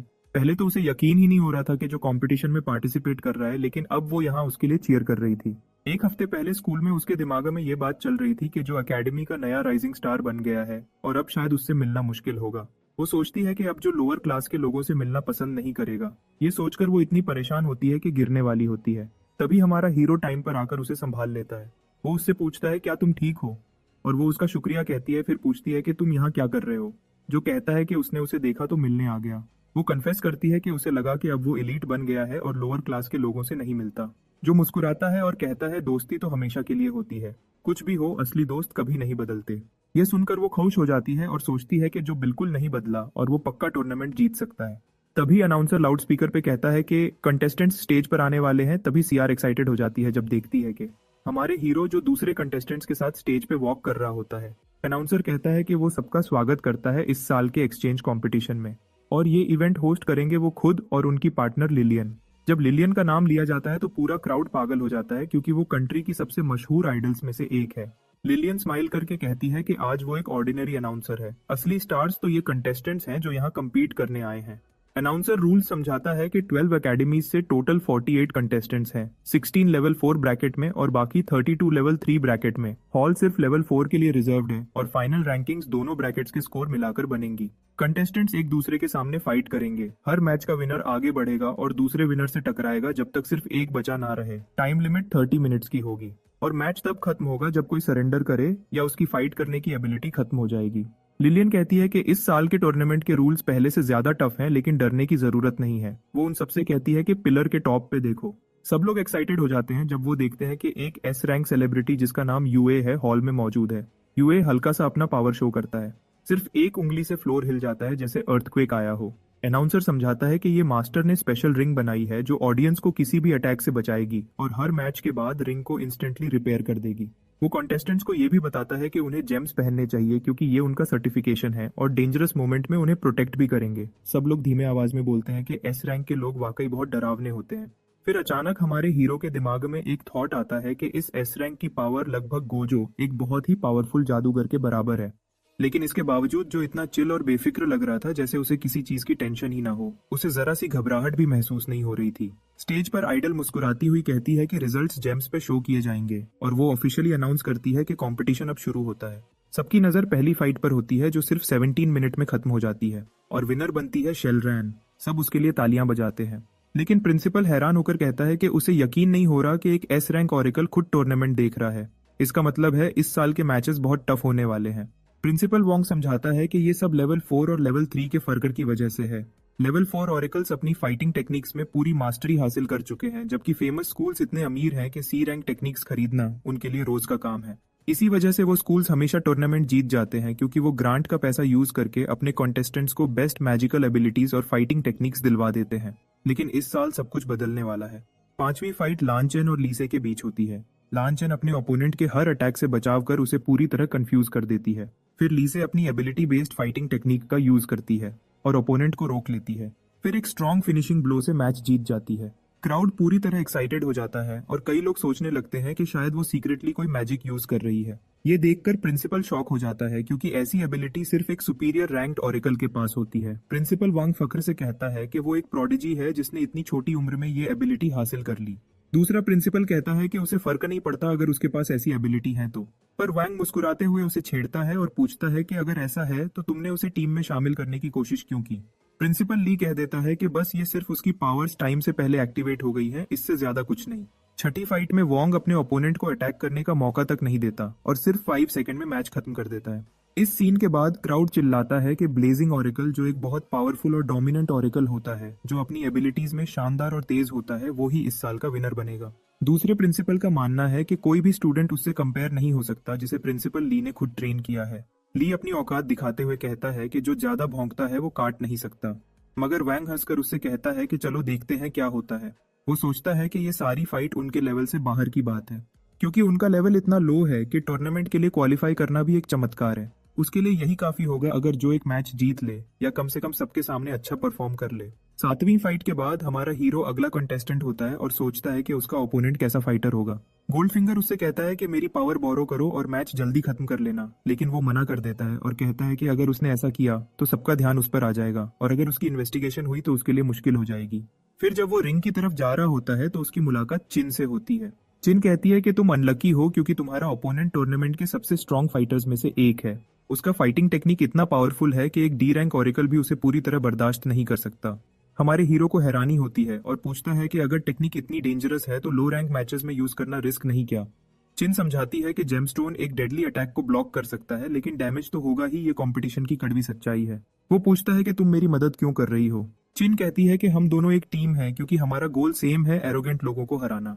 जाने से पहले वो कहती है कि मैं चाहती थी तुम मेरी मदद करो, लेकिन तुम्हारा ओपोनेंट इतना स्ट्रांग है कि अगर तुम उसे थोड़ा भी थका दो तो ये भी काफी होगा। ये सुनकर हमारा हीरो सोचने लगता है कि क्या उसका ओपोनेंट वाकई उतना ही पावरफुल है जितना सब कह रहे हैं। आखिरकार पहले राउंड का लास्ट मैच शुरू होने वाला होता है और जब हमारा हीरो रिंग में आता है तो क्राउड जोर जोर से चीयर करता है। वो मुस्कुराते हुए सोचता है कि ये तो बिल्कुल वार्म वेलकम जैसा लग रहा है, मगर असल में ये तालियां कंटेस्टेंट ले के लिए होती है जो रिंग में इतने ड्रामेटिक और स्टाइलिश अंदाज में एंट्री करता है। अनाउंसर कहता है कि किसी ने एक्सपेक्ट नहीं किया था कि लास्ट मैच में लेचे होगा। वो सिर्फ 12 साल की उम्र में ओरेकल बना और सिर्फ 4 साल में लेवल 4 ओरेकल बन गया। उसने नेशनल सर्टिफिकेट और गिल्ड इनविटेशन भी हासिल किया है। अगर कोई कहे कि वो नए ईरा का बेस्ट फाइटर है तो गलत नहीं होगा। क्राउड उसे देखकर पागल हो जाता है और उसके लिए तालियां बजाता है। सीआर परेशान होती है क्योंकि कोई भी हमारे हीरो के लिए चीयर नहीं कर रहा होता। क्राउड का एक रैंडम बंदा कहता है कि ले के इतने फैंस हैं क्योंकि वो स्ट्रांग और हैंडसम है और उसके मुकाबले का बंदा बस एक नॉर्मल लड़का लगता है जिसका टेम्पर खराब है। सीआर कहती है कि वो जो को सपोर्ट कर रही है क्योंकि वो असल में एक काइंड और जेंटल लड़का है। इसके बाद दोनों आर्ग्यू करना शुरू कर देते हैं और आसपास के लोग सोचने लगते हैं कि ये क्या हो रहा है। सब एक्साइटेड हैं देखने के लिए कि जीनियस कैसे परफॉर्म करेगा और क्या वो अनडिफीटेड लियोन ग्वांग एकेडमी को हरा सकता है। अनाउंसर कहता है कि मैच अब शुरू होता है, मगर लिलियन इंटरप्ट करती है और पूछती है कि क्या वो एक फाइटर को इंट्रोड्यूस करना भूल गया। अनाउंसर जल्दी से माफी मांगता है और कहता है कि एक्साइटमेंट में भूल गया। उसके बाद वो जो को लेडी ओरेकल एकेडमी के स्टार के रूप में इंट्रोड्यूस करता है। ये पहली बार है कि उसकी एकेडमी कंपटीशन में पार्टिसिपेट कर रही है और इसके अलावा उसके बारे में और कुछ खास नहीं कहता। ये सोचकर उसे लगता है कि स्कूल को चाहिए था कि टूर्नामेंट शुरू होने से पहले उसके लिए कोई टेक्निक खरीद लेता। क्राउड उसके बारे में बुरा बोलना शुरू कर देता है और सोचता है कि ऐसा बंदा कैसे जीनियस के साथ फाइट करेगा। फिर हेडस्कार्फ पहने एक बंदा जोर से हंसता है और सीआर को लाउडली टॉन्ट करता है। इसी बीच प्रिंसिपल यू दूसरे प्रिंसिपल से कहता है कि ये बदकिस्मती है कि उन्हें अपने एकेडमी के राइजिंग स्टार का सामना करना पड़ रहा है पहले साल में, लेकिन उन्हें फिक्र नहीं करनी चाहिए क्योंकि सब जल्दी खत्म हो जाएगा। तब वैंग उससे कहता है कि सबको कहीं से शुरू करना ही पड़ता है, बस इग्नोर करना और काम रहना चाहिए। दूसरी तरफ रिंग के अंदर ले जो से कहता है कि उसे बुरा लग रहा है कि पहले टूर्नामेंट में ही उसे ले का सामना करना पड़ रहा है, मगर जो कहता है कि मैच पे ध्यान दो। फिर अचानक वो हमारे हीरो के पास डैश करता है और कहता है कि वो मैच सिर्फ 10% पावर से शुरू करेगा, क्योंकि अगर वो पहला फाइट हार भी गया फिर भी थोड़ा रिस्पेक्टेबल लगता है। ले सोचता है कि वो नाइस एक्ट कर रहा है, लेकिन वो नाराज भी है क्योंकि उसने पहले ही बोला था कि नॉर्मली फाइट करेंगे। तब अनाउंसर कहता है कि जीनियस से अपना एक्साइटमेंट होल्ड नहीं हो रहा और अब वो अनाउंस करता है कि फर्स्ट राउंड का फाइनल मैच ऑफिशियली शुरू होता है। इसके साथ ले अपनी स्पीड का यूज करके हमारे हीरो पर अटैक करता है और इतनी तेज मूव करता है कि लगता है जैसे उसने शैडो क्लोन टेक्निक यूज करके अपने मल्टीपल कॉपीज बना ली है और सब एक साथ अटैक करते हैं। हर कंटेस्टेंट सोचता है कि जीनियस को बीट करना एक्सट्रीमली डिफिकल्ट होगा और प्रिंसिपल यू सोचता है कि कोई भी उसे बीट नहीं कर सकता। जीनियस यानी ले सोचता है कि हमारा बॉय मूव नहीं कर रहा क्योंकि वो उसे नहीं देख सकता। फिर जीनियस सोचता है कि सिर्फ वैंग ही वो शख्स हो सकता है जो उसे सच में चैलेंज दे सकता है, यानी कि बाकी सब ओपोनेंट्स उसके लिए मुश्किल नहीं है। ये सोचकर कि अब फाइनली एंड है, वो फिनिशिंग ब्लो देने के लिए रेडी होता है, मगर जब वो क्लोज आता है तो जो उससे पूछता है कि क्या तुम मेरे अटैक से बचने की कोशिश नहीं करोगे, और फिर अचानक उसको फेस पे एक पावरफुल और अग्रेसिव पंच मार देता है। सब ये देखकर शॉक हो जाते हैं कि ऐसा कैसे हो सकता है। मतलब सब लोग हैरान है कि जो ने जीनियस का अटैक काउंटर किया और तुरंत मुक्का मार दिया। जीनियस नॉर्मली अपनी स्पीड से हर अटैक से बच जाता था, लेकिन अब क्राउड सोचने लगता है कि जो ने कुछ हैक यूज किया है क्योंकि कोई और जीनियस को फर्स्ट हिट नहीं मार सकता। तभी वैंग प्रिंसिपल को कहता है कि जो कि स्किल्स काफी इंप्रेसिव है। प्रिंसिपल सोचता है कि शायद जो चीटिंग कर रहा है क्योंकि कोई भी ले से तेज नहीं है। ये सुन के प्रिंसिपल ली कहता है कि अगर चीटिंग होती तो ऊपर वाले ऑलरेडी पकड़ लेते। प्रिंसिपल ली बोलता है कि चुप हो जाओ, इतनी शिकायत और बकबक से कुछ नहीं होना, बल्कि अब मैच को ऑब्जर्व करो। वो उसे सजेस्ट करता है कि मैच को साइलेंटली देखा जाए क्योंकि अभी मैच खत्म नहीं हुआ। फिर ले खुद बोलता है कि अभी उसने अपनी पूरी ताकत नहीं दिखाई। वो मानता है कि उसने पहले जो को सीरियसली नहीं लिया था, लेकिन अब वो फुल पावर यूज करेगा। फिर ले अपनी पावर को कंट्रोल करते हुए दूसरे अटैक के लिए चार्ज होता है। उसके अराउंड लाइटनिंग कॉइल्स घूम रही हैं और वो चिल्लाता है कि उसकी ताकत बेरली अंडर कंट्रोल है, मतलब वो अपनी एनर्जी को संभालने की कोशिश कर रहा है और फुली अनलीश करने वाला है। ले और ज्यादा लाइटनिंग समन करता है। दूसरी तरफ जो काम होता है इतना के ब्लिंक भी नहीं करता। जो को मजा आता है कि ले के अंदर इतनी स्टार एनर्जी है। अचानक येलो लाइटनिंग फ्लैश से जो सरप्राइज होता है और लाइटनिंग बैरियर से बाउंस होती हुई अरीना में पिनबॉल जैसे तेज मूवमेंट करती है। तुरंत अनाउंसर कहता है कि ले अपना ट्रम्प कार्ड यूज करने वाला है, वो भी एक्स्ट्रा फिलर। ले कॉन्फिडेंट होता है कि जीत उसकी ही हो गई। वो ऊपर से उसके तरफ एक सुपर चार्ज्ड किक डिलीवर करता है जो अटैक को रोकता नहीं है बल्कि एक पंच से ले के फेस पर हिट करता है। जो का पंच इतना पावरफुल था कि ले अपने आप को संभाल नहीं सका और कंट्रोल खोता हुआ जमीन पर गिर जाता है। जो कहता है कि उसे ये अटैक पहले ही कर देना चाहिए था जब उसके पास चांस था। अनाउंसर डिक्लेयर करता है कि पिकाचू ले। फिर से डाउन हो गया। फिर स्टोन रेड हो जाता है, तब कंफर्म होता है कि ले अब फाइट नहीं कर सकता। जो सोचता है कि ले ठीक होगा, उसको स्टोन ने फेटल डैमेज नहीं होने दिया होगा। स्पेक्टेटर सरप्राइज्ड हैं कि मैच इतनी फास्ट खत्म हो गया। ले के डिफीट के बाद चिन सेकंड क्वार्टर फाइनल मैच के लिए आता है और अपने ओपोनेंट को आसानी से हरा देता है बिना ज्यादा मेहनत के। फिर वैंग अपने ओपोनेंट को इजीली क्रश करता है। क्राउड बीस्ट की स्ट्रेंथ देखकर शॉक होता है, लेकिन सबकी नजर जो पर होती है। तभी मेसी हेयर वाला जो सबको डेथ स्टेयर देता है। डेथ स्टेयर से सेक्शन में खौफनाक माहौल बन जाता है। फोर्थ मैच में रैंस किसी दूसरे ओरेकल स्कूल का स्टूडेंट जो कि अगेंस्ट फाइट करता है, जो अपने ओपोनेंट के हर स्ट्राइक से बहुत ही प्रिसाइज और स्किल्ड तरीके से बच निकलता है, बिल्कुल एक एक्सपीरियंस्ड फाइटर की तरह। फिर जो ने फाइट खत्म की और एक हल्का सा पंच रैंस के सर पर मारा, जिसकी वजह से वो जमीन पर गिर गया। यानी जो ने अपनी स्पीड और कंट्रोल से फाइट को क्विकली एंड कर दिया। तभी अरीना के ऊपर से ऑफिशियल्स ऑब्जर्व कर रहे होते हैं और कमेंट करते हैं कि जो ने अब तक कोई कॉम्बैट टेक्निक यूज नहीं की, उसने सिर्फ अपनी रॉ एनर्जी कंट्रोल की वजह से फाइट जीती है। एक ऑफिशियल सोचता है शायद जो अपनी रियल लेवल छुपा रहा है या ड्रग्स यूज कर रहा है, जो सीरियस वायलेशन होगा। अनाउंसर सेमीफाइनल्स हाइप करता है और अब जो को ल्यू के अगेंस्ट अनाउंस करता है, और वो बीच में रुक जाता है जब डार्क सूट्स पहने ऑफिशियल स्टेज पर आते हैं। उन्हें देखकर ऑडियंस भी कंफ्यूज होती है और सब विस्पर करते हैं कि ये लोग कौन है। फिर उनमें से एक इंस्पेक्टर हमारे हीरो को ऑर्डर देता है कि वो स्पेशल इक्विपमेंट पहने और अपनी स्टार एनर्जी रिलीज करे। तब क्राउड को समझ आता है कि ये टूर्नामेंट के इंस्पेक्टर्स हैं और सब शोर मचाने लगते हैं और सोच रहे होते हैं कि जो पर चीटिंग का इल्जाम लगाया गया है। तभी इंस्पेक्टर उसकी स्टार एनर्जी चेक कर रहे हैं। जो पसीने से भीगने लगता है, सोचता है कि शायद उसने थोड़े ज्यादा पावर यूज कर लिए हैं, इसलिए अब वो डिसाइड करता है कि अगले राउंड्स में अपनी पावर्स को लिमिट तक यूज करेगा। इंस्पेक्टर्स रिजल्ट्स चेक करते हैं और नोटिस करते हैं कि रीडिंग स्टेबल है और लिमिट्स के अंदर है। फिर वो क्राउड को अनाउंस करते हैं कि कंटेस्टेंट चीटिंग नहीं कर रहा। इंस्पेक्टर्स फिर वापस चले जाते हैं और अनाउंसर हैरानी में चिल्लाता है कि हमारा हीरो ऑफिशियली लेवल 4 कंफर्म्ड हो गया है और अब सेमीफाइनल शुरू हो सकता है। क्राउड थोड़ी देर के लिए सोचता है, मतलब वो सब एक पल के लिए हैरान और कंफ्यूज हो जाते हैं कि सच में जो लेवल 4 है या नहीं। फिर वो जोश और एक्साइटमेंट में झूम उठते हैं, ये समझ कर के हमारा हीरो सच में असली स्किल्स रखता है। जब मैच शुरू होता है, ल्यू रियलाइज करता है कि जो सच में लेवल 4 है और उसकी ताकत असली है। तब उसका चेहरा पीला पड़ जाता है और वो डर और शॉक से हिलने लगता है। मैच शुरू होते ही जो तुरंत ल्यू को नॉकआउट कर देता है सिर्फ एक ही पावरफुल स्ट्राइक से, और इंस्टेंटली मैच एंड हो जाता है। अनाउंसर माइक्रोफोन के जरिए इतनी जोर से चीखता है कि लगभग अपनी आवाज ही खो देता है, जबकि लिलियन बेकार की बातें ऐड करती रहती है। स्टैंड्स में प्रिंसिपल वैंग जो कि प्रिंसिपल की तरफ देखता है और प्रेज करता है कि उसने इतना पावरफुल स्टूडेंट तैयार किया। प्रिंसिपल खुशी से सारे रिमार्क्स एक्सेप्ट करता है और बाकी प्रिंसिपल्स जो पहले उसका मजाक उड़ाते थे वो भी प्रेज करने रश लगा देते हैं। प्रिंसिपल पोलाइटली स्माइल करता है, लेकिन थोड़ा अनकंफर्टेबल फील करता है इतनी अटेंशन देख के। ली और प्रिंसिपल वॉन्ग स्टेज के साइड से देख रहे होते हैं और उनको क्लियरली इरिटेशन हो रही होती है। क्राउड के अचानक अटेंशन और सबके जो को प्रेज करने की वजह से वो थोड़ा अनॉयड लग रहे थे। जो का प्रिंसिपल अपने आप पर प्राउड फील करता है और सोचता है कि जो ने सच में अपना वादा पूरा किया और स्कूल की इज्जत और रेपुटेशन को बरकरार रखा। अरीना फ्लोर पर लास्ट सेमीफाइनल कॉल होता है और चिन स्टेज पर टेंस और डिटर्मिन्ड नजर आती है। उसके सामने वॉन्ग अपना कदम स्टेज पे रखता है। उसकी आंखें प्रेडेटर की तरह चमक रही होती हैं, जैसे उसने अपना अगला शिकार स्पॉट कर लिया हो। स्टैंड से जिन जूनियर वॉन्ग को मोटिवेट करता है। तभी चिन ब्रीफली डिस्ट्रैक्ट होती है 1 सेकंड के लिए। गार्ड में गैप नोटिस करती है और उसे गैप को स्पॉट करते हुए चिन अपना स्ट्रॉन्ग अटैक वॉन्ग पर करती है। वॉन्ग उसके अटैक को अपने चेस्ट पर स्लैम करता है। चिन का अटैक फेल होता है। वॉन्ग पूरे कंट्रोल में और कॉन्फिडेंट होता है, सिर्फ थोड़ी इरिटेट लगता है और उसे घूरता है। तब चिन को समझ आ जाता है कि उसका अटैक हार्डली काम आया, इसलिए वो थोड़ी घबरा जाती है और उसका कॉन्फिडेंस कम हो जाता है। अब वॉन्ग चिन का रिस्ट इजीली पकड़ लेता है और उससे पूछता है कि क्या वो सच में इतनी टैलेंटेड है जितना वो सोचती है। अचानक चिन स्नैप करती है और उसे कहती है बीट इट, और अपना एल्बो उसके फेस पे मारती है। लेकिन वॉन्ग अपनी आंख भी ब्लिंक नहीं करता और वो सोचता है कि जो हो रहा है वो उसके लिए बहुत मजेदार है, उसको कोई टेंशन नहीं है।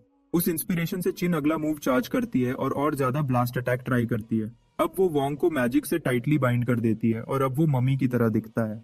फिर चिन विंड स्टाइल किकिंग यूज करती है और उसके रैप्ड बॉडी पर पावर से हिट करती है। अब थोड़ी देर के लिए वो रिलैक्स फील करती है क्योंकि चिन को लगता है कि उसके सारे अटैक सही लगे और उसने वॉन्ग को नुकसान पहुंचा दिया है। लेकिन उसकी खुशी जल्दी ही हैरानी में बदल जाती है जब वो वॉन्ग को अपने पीछे खड़ा देखती है जैसे कि एक भूत। तब उसके फेस का रंग उड़ जाता है।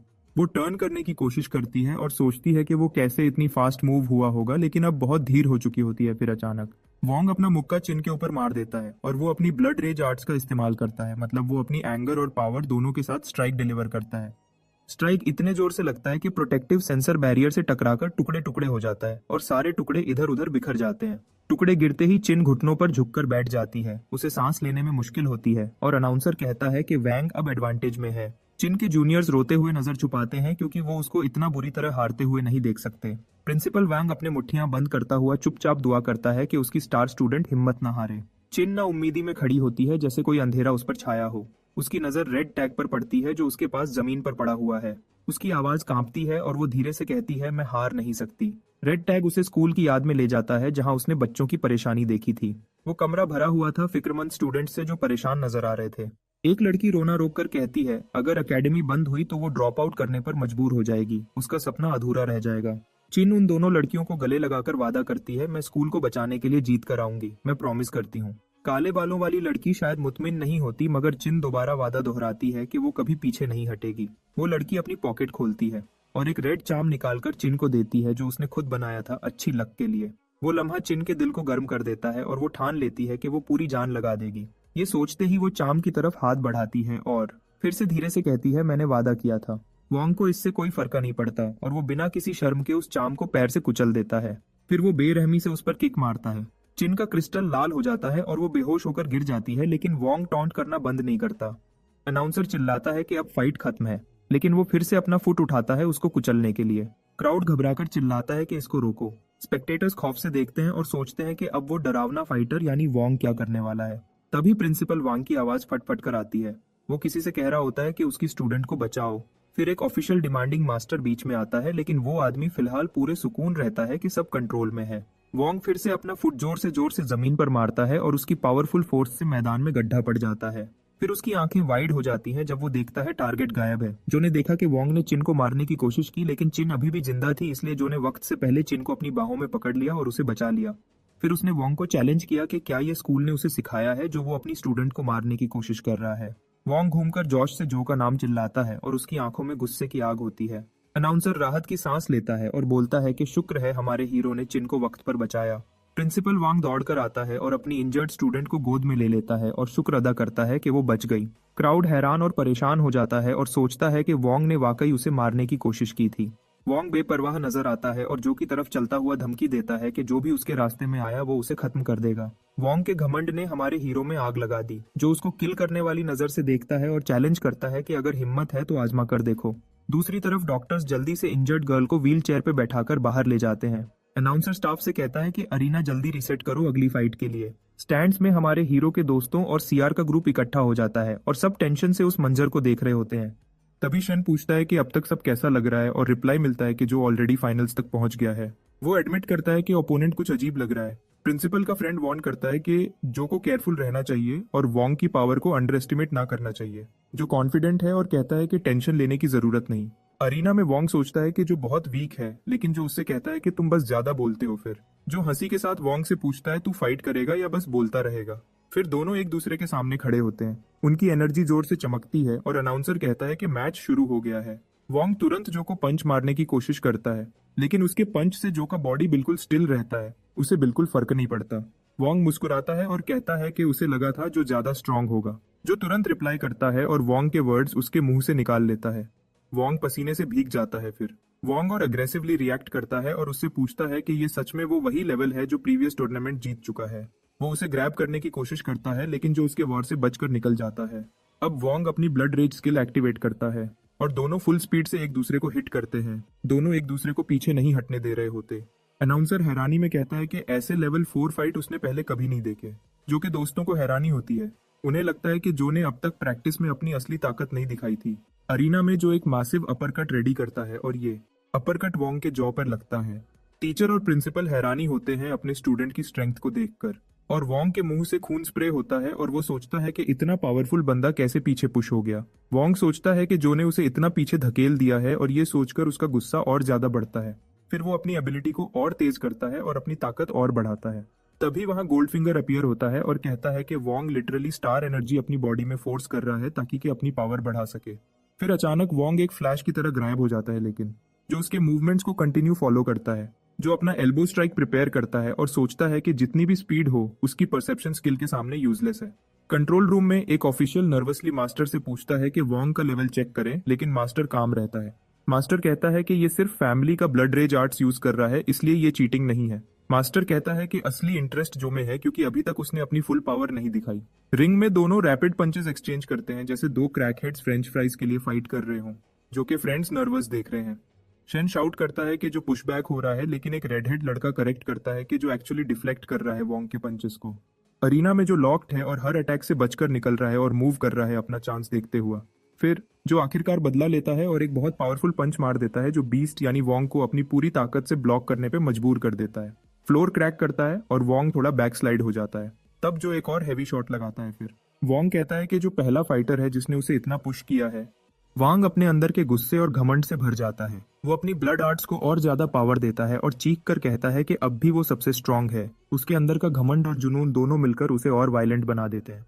लेकिन हमारा हीरो जो बिल्कुल कॉन्फिडेंट रहता है और उसे टॉन्ट करता है, बस इतनी ही पावर थी तुम्हारे पास। फिर हमारा हीरो अपना बोरो पावर स्किल एक्टिवेट करता है और उसका लेवल भी बढ़ने लगता है। दोनों पावरफुल फाइटर्स फिर से एक दूसरे के सामने खड़े होते हैं। दोनों के हाथ फिर से मारने के लिए बेचैन होते हैं। जो रियलाइज करता है कि अब वो क्लियरली अपने ओपोनेंट के अटैक पैटर्न को पढ़ सकता है। अपने परसेप्शन स्किल का यूज करके वो ये भी नोटिस करता है कि वोंग का वीक पॉइंट उसका दिल है। बिना वक्त जाया किए हमारा हीरो सीधा अपनी एल्बो उसके सीने में मार देता है। इससे बीस्ट की आंखें शॉक में खुल जाती हैं, सांस रुक जाती है और वो हिल भी नहीं पाता। लेकिन फिर भी जो रुकता नहीं, वो तुरंत अगला अटैक करता है और वोंग को डिफेंस पे ला देता है। वोंग एक के बाद एक पंच ब्लॉक करता है। हर एक पंच पहले से भी ज्यादा हैवी होता है। उसके दिमाग में ये बात नहीं बैठती कि जो कि स्पीड और पावर अभी भी बढ़ रही है। फिर भी वो हार मानने से इनकार करता है। वो अपनी ब्लड आर्ट्स को लिमिट के पार तक पुश करता है। हमारा हीरो डिक्लेयर करता है कि ये फाइट अब खत्म हो चुकी है और अपनी फिस्ट में पूरे स्टार एनर्जी भर लेता है। वैंग चीखता है मर जा और एक बड़ा पंच मारने के लिए आगे बढ़ता है। दोनों के पंचेस टकराता है और एक बड़ी एक्सप्लोजन होती है। शॉकवेव पूरी अरीना में फैल जाती है। स्पेक्टेटर्स अपने हाथ से अपने आप को ढक लेते हैं। प्रिंसिपल शॉक में लड़ाई को देखता है और घबराकर पूछता है ये क्या हुआ अभी। धुआं धीरे धीरे कम होता है। अनाउंसर चिल्लाता है कि वोंग अभी भी खड़ा है, लेकिन अगले ही पल वो गिर जाता है और उसका क्रिस्टल जमीन पर गिरता है लाल चमक के साथ। अब सिर्फ हमारा हीरो खड़ा रहता है। जीत उसकी होती है। Lightest school officially level 4 category और पूरे चैंपियनशिप का विनर बन जाता है। जो कि फ्रेंड्स खुशी से चीख रहे होते हैं कि हम जीत गए हैं। जो टीचर और प्रिंसिपल भी चीयर करते हैं, कहते हैं कि जो ने उनके स्कूल का नाम बुलंद कर दिया है। प्रिंसिपल के आंसू बहने लगते हैं। वो कहता है कि अब उन्हें पैसे के लिए किसी के आगे हाथ नहीं बढ़ाने पड़ेंगे। टीचर उसकी ओवर एक्टिंग देखकर एक्सप्रेशनलेस खड़ा रहता है। वही प्रिंसिपल्स जो पहले उनका मजाक उड़ा रहे थे, अब दौड़कर उन्हें बधाई देने आते हैं। वैंग का प्रिंसिपल गुस्से से पागल हो जाता है और लास्ट ईयर का रनर अप प्रिंसिपल भी समझ नहीं पाता कि अब वो क्या करे। प्रिंसिपल ली भी हैरान होता है जब उसका सो कॉल्ड एलाई उसे छोड़कर भाग जाता है। मास्टर भी अब निकलने लगता है क्योंकि टूर्नामेंट खत्म हो गया होता है, लेकिन जाते हुए उसकी आंखें तेजी से तंग हो जाती हैं जैसे उसने कुछ अजीब या इंपॉर्टेंट चीज देख ली हो। वो सोचता है क्या ये लोग जो को अपने टीम में ऐड करने आए हैं। वहाँ एक बूढ़ा आदमी अपने पास खड़ी लड़की से कहता है कि उसने सोचा भी नहीं था कि इतने छोटे स्कूल से इतना बड़ा टैलेंट निकलेगा। वो पूछता है कि क्या वो लड़का जो उनके ग्रुप में आ सकता है। तब लड़की जिसका नाम लिन है कहती है कि वो दोनों बचपन के दोस्त थे, लेकिन अब जो उसे पहचानता भी नहीं। फिर भी लिन कसम खाती है कि वो अपनी पूरी कोशिश करेगी उसे ग्रुप में लाने के। अरीना के अंदर विनिंग टीम स्टेज पर प्राउडली खड़ी होती है। कैमरास फ्लैश करते हैं और प्रिंसिपल अपने स्कूल का नाम ऊंचा करता है जीत का पूरा फायदा उठाते हुए। हमारे हीरो कैमरा के लिए स्माइल करता है, लेकिन दिल में सोचता है कि उसे ये फोटोशूट असली फाइट से भी ज्यादा मुश्किल लग रहा है। अगले दिन प्रिंसिपल उसे अलग से बुलाकर कहता है कि उसने स्कूल के लिए बहुत बड़ा एहसान किया है और प्रिंसिपल अपना वादा निभाते हुए जो को ब्लैक क्रिस्टल देता है, जिसे देखकर डीमन खुशी से पागल हो जाता है। लेकिन प्रिंसिपल उसे वार्न करता है कि अब बड़े ओरेकल एकेडमीज उसे कांटेक्ट करने की कोशिश करेंगी, लेकिन उसे याद रहना चाहिए कि वो कहाँ से आया था। बाद में जो ऑफिस से बाहर निकलता है और तुरंत अपने दोस्तों से टकरा जाता है जो खुशी खुशी पेपर्स लेकर आए होते हैं, जबकि अभी समर ब्रेक चल रहा होता है। शेन अपना हाथ उसके कंधे पर रखता है और बताता है कि सब टॉप एकेडमीज ने उन्हें एडमिशन लेटर्स भेज दिए हैं और सब एक्सेप्ट हो गए हैं। हमारा हीरो एक एक को मुबारकबाद देता है, लेकिन सब उसे इंसिस्ट करते हैं कि असली क्रेडिट उसका है। शेन फिर सीरियस हो जाता है और बोल्ड टोन में कहता है कि आगे चलकर सब मिलकर बेस्ट टीम बनेंगे। ये बात सुनकर जो थोड़ा कंफ्यूज हो जाता है, सू तुरंत समझाती है कि चाहे सब अलग अलग एकेडमीज में जाएं, फिर भी वो मिलते रहेंगे और साथ ट्रेनिंग करेंगे। जो हल्का सा स्मर्क करता है और कहता है कि वो भी यही चाहता है, वरना वो बोर हो जाएगा। चलते हुए वो बोलता है कि जब वो और स्ट्रांग बनने की ट्रेनिंग करेगा तो उसे उनकी मदद चाहिए होगी तभी। अचानक एक और फिगर कॉर्नर से बाहर आता है। सब लोग सरप्राइज हो जाते हैं। सीआर पूरी हिम्मत के साथ कहती है कि क्या वो भी उनके ग्रुप में शामिल हो सकती है, क्योंकि वो भी उनके साथ स्ट्रांग बनना चाहती है। उसकी आंखें चमकने लगती हैं जब वो फाइनली एलीट क्लासरूम के अंदर कदम रखती हैं। वो हमारे हीरो का शुक्रिया अदा करती है, लेकिन वो कहता है कि ये सब प्रिंसिपल की वजह से हुआ। लियो भी प्रिंसिपल का शुक्रिया अदा करता है और प्रिंसिपल कहता है कि उसे उनकी मदद करके खुशी मिली है। वो बताता है कि अब वो चाहता है कि ये फैसिलिटी सबके लिए ओपन हो और बहुत सारे नए चेंजेस भी आने वाले हैं। कंपटीशन जीतने के बाद प्रिंसिपल के पास अब पैसा आ गया था और वो अपने प्लान्स पूरा कर सकता था। ये सब स्टूडेंट्स की वजह से पॉसिबल हुआ। वो सबको उनकी मेहनत के लिए प्रेज करता है, जबकि गैंग मजाक में कहती है कि ये सारे बदलाव तब आए जब वो स्कूल छोड़ रहे हैं। सू सीआर से पूछती है कि वो इतनी मेहनत क्यों कर रही है जबकि वेकेशन चल रही है और कोई कंपटीशन भी नहीं है। सीआर अपनी स्टोरी बताती है कि पहले उसे लगता था वो किसी काम की नहीं, लेकिन सबको इतना मेहनत करता देखकर वो इंस्पायर हो गई है और अब वो स्पेशल कल्चरल स्टूडेंट के लिए अप्लाई करना चाहती है, जिसका 1 महीना डेडलाइन बचा है। ये सुनकर पिंक हेड लड़की रो पड़ती है। सू उसका हाथ पकड़कर कहती है कि वो उसकी हर तरह से मदद करेगी। शेंजो से पूछता है कि उसने क्या डिसाइड किया कि वो किस एकेडमी में जाएगा, जो बताता है कि उसे अब तक कोई लेटर नहीं मिला। ये सुनकर सब शॉक हो जाते हैं क्योंकि उन्हें तो सबसे बड़ी एकेडमी से लेटर तुरंत मिल गए थे। प्रिंसिपल खांसी करता है और जो को बुलाता है कि उसके पास कुछ बताने को है। वो एक रेड एनवेलोप देता है और कहता है कि ये अभी अभी आया है। शेन राहत की सांस लेता है और कहता है कि उसे पता था कि जो जैसे बंदे को कोई इग्नोर नहीं कर सकता। जो लेटर पढ़ता है और कहता है कि ये डॉन एकेडमी से है। सब लोग उस नाम को सुनकर शॉक हो जाते हैं। ब्राउन हेयर वाला लड़का चिल्लाकर कहता है कि ये वही एकेडमी है जो सबसे टॉप पे है। हमारे हीरो को क्यूरियोसिटी होती है और वो पूछता है कि डिटेल में बताएं। वो एक्सप्लेन करता है कि टोटल 5 मेजर एकेडमीज हैं जो अथॉरिटी और स्ट्रेंथ का सिंबल मानी जाती है, लेकिन उन सब में सबसे ऊपर है डॉन एकेडमी, जिसे ये राइट है कि वो किसी भी स्टूडेंट को अपनी एकेडमी में ले सकती है। जो फिर मजाक में पूछता है कि अगर सबसे टॉप डॉन एकेडमी है तो 5 के बजाय 6 एकेडमीज क्यों नहीं है। फिर प्रिंसिपल काम टोन में कहता है कि डॉन एकेडमी की असली वैल्यू नापना मुमकिन नहीं है, क्योंकि वो उन एकेडमीज में से है जो रिफ्ट यानी एक दूसरी दुनिया जहां मॉन्स्टर रहते हैं उनके खिलाफ बनाई गई थी। फिर वो थोड़ा सीरियस हो जाता है और कहता है कि ये इन्फॉर्मेशन स्ट्रिक्टली कॉन्फिडेंशियल है, लेकिन वो उन्हें बता देगा। वो समझाता है कि रिफ्ट असल में एक दूसरी डायमेंशन है जहां बहुत ही पावरफुल मॉन्स्टर्स रहते हैं। अगर वो कभी रियल दुनिया में आ गए तो सब कुछ बर्बाद हो जाएगा। इसीलिए जब भी ये पोर्टल्स खुलते हैं वहां हंटर्स भेजे जाते हैं ताकि वो मॉन्स्टर्स को खत्म कर दें। रिफ्ट क्लियर करना फायदेमंद तो है, लेकिन रिस्क बहुत ज्यादा है। प्रिंसिपल बताता है कि वो खुद एक वक्त में रिफ्ट क्लियरिंग स्क्वाड का हिस्सा था, लेकिन एक की मेंबर की मौत ने पूरी टीम को अफरा तफरी में डाल दिया और फिर वो स्क्वाड खत्म हो गई। वो कहने लगता है कि दूसरी एकेडमीज भी स्टूडेंट्स से रिफ्ट्स क्लियर करवाती हैं, लेकिन डॉन एकेडमी का अलग लेवल की है, इसलिए वो जो को वार्न करता है कि सोच समझकर फैसला ले। प्रिंसिपल उसे रियश्योर करता है कि अगर वो चाहे तो और एकेडमीज भी उसके लिए ओपन है, उसे अपनी जान रिस्क में नहीं डालनी चाहिए। लेकिन हमारा हीरो मुस्कुराता है और कहता है कि उसने डिसाइड कर लिया है वो डॉन एकेडमी को ही ज्वाइन करेगा। प्रिंसिपल मुस्कुरा के कहता है कि उसे पहले ही अंदाजा था और ये भी कहता है कि जो अब नई बुलंदियों तक पहुंचेगा। शेन उसके कंधे पर हाथ रखता है और कहता है कि सब मिलकर स्ट्रांग बनेंगे और तब रिफ्ट उनके लिए कुछ भी नहीं होगी। फिर ब्लॉन्ड लड़का चेक करता है और शॉक होता है कि एडमिशन की डेडलाइन सिर्फ 10 दिन बाकी है, जबकि नॉर्मली ये आधा साल तक होती है। ये सुनकर हमारा हीरो घबरा जाता है। वो कहता है कि उसे खुद को प्रिपेयर करना होगा, इसलिए वो सीआर को ट्रेन नहीं करा पाएगा, लेकिन दोस्तों ने उसे अश्योर किया कि वो मैनेज कर लेंगे। अपने अपार्टमेंट वापस आकर वो एक लिस्ट बनाना शुरू करता है।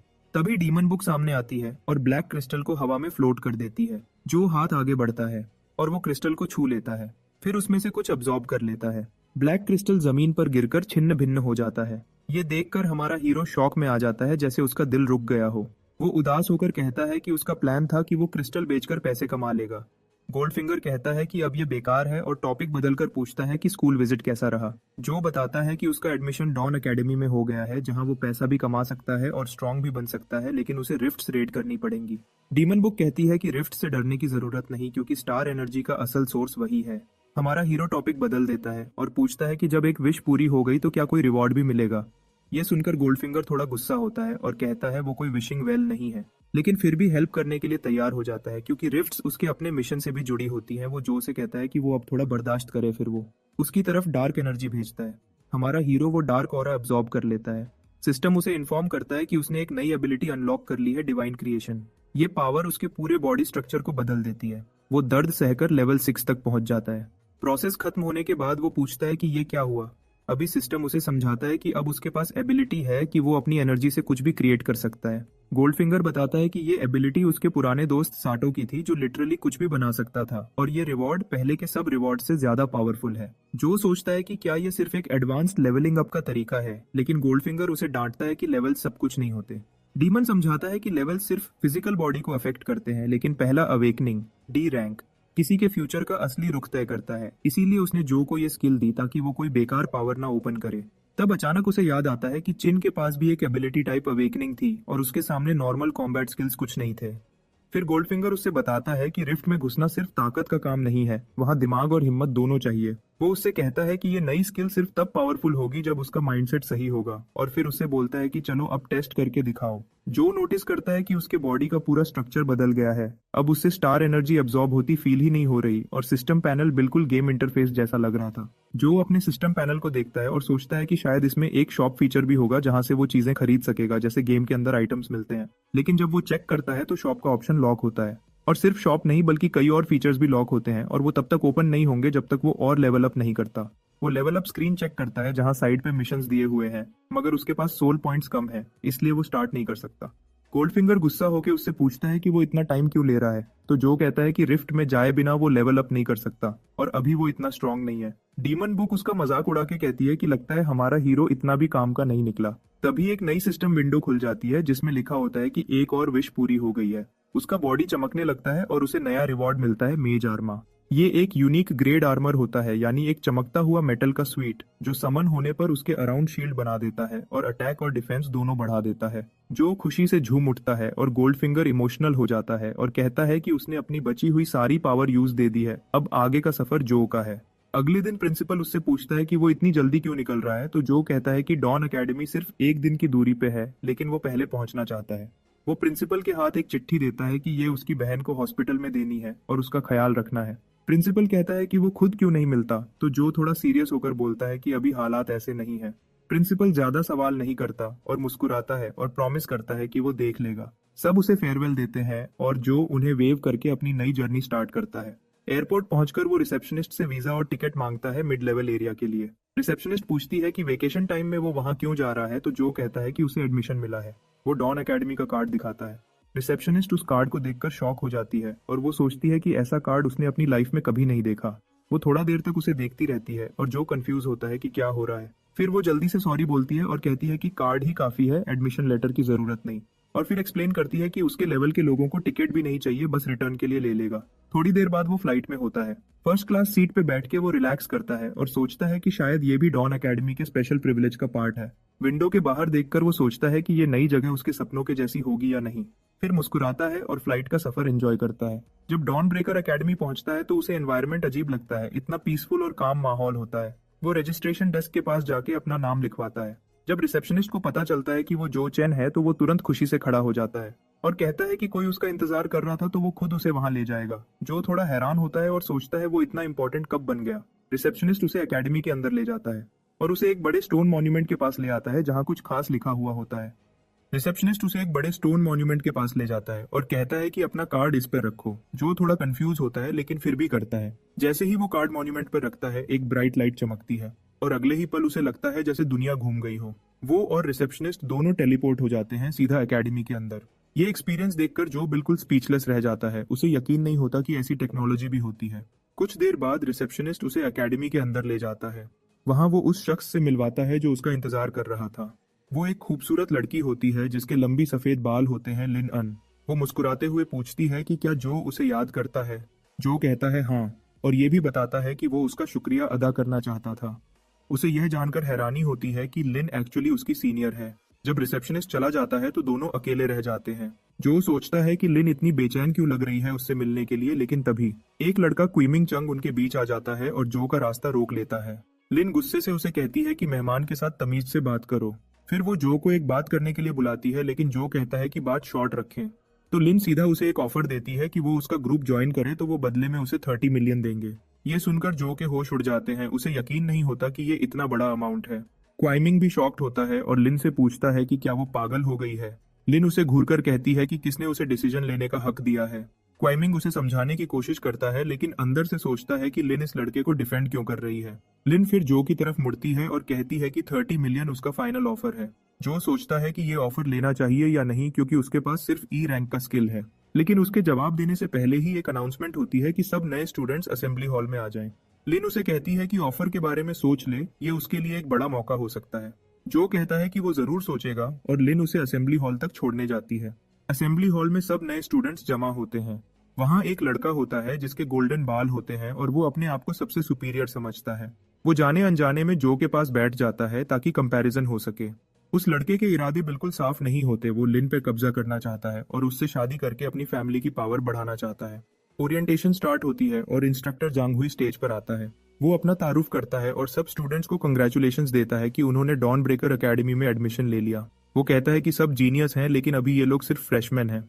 फिर वो वार्न करता है कि अब इन्हें फिशर का सामना करना होगा। फिशर एक ऐसी जगह है जहां मॉन्स्टर्स होते हैं, ऑरेकल्स इन्हें हंट करते हैं लेकिन कभी कभी खुद भी शिकार बन जाते हैं। इंसानी हथियार वहां काम नहीं करते, सिर्फ स्ट्रॉन्ग कोर पावर और फिशर मटेरियल के वेपन्स यूजफुल होते हैं। डॉन ब्रेकर एकेडमी ऐसे टॉप ऑरेकल्स को ट्रेन करती है जो इन फिशर्स के खिलाफ डिफेंस लाइन बन सके।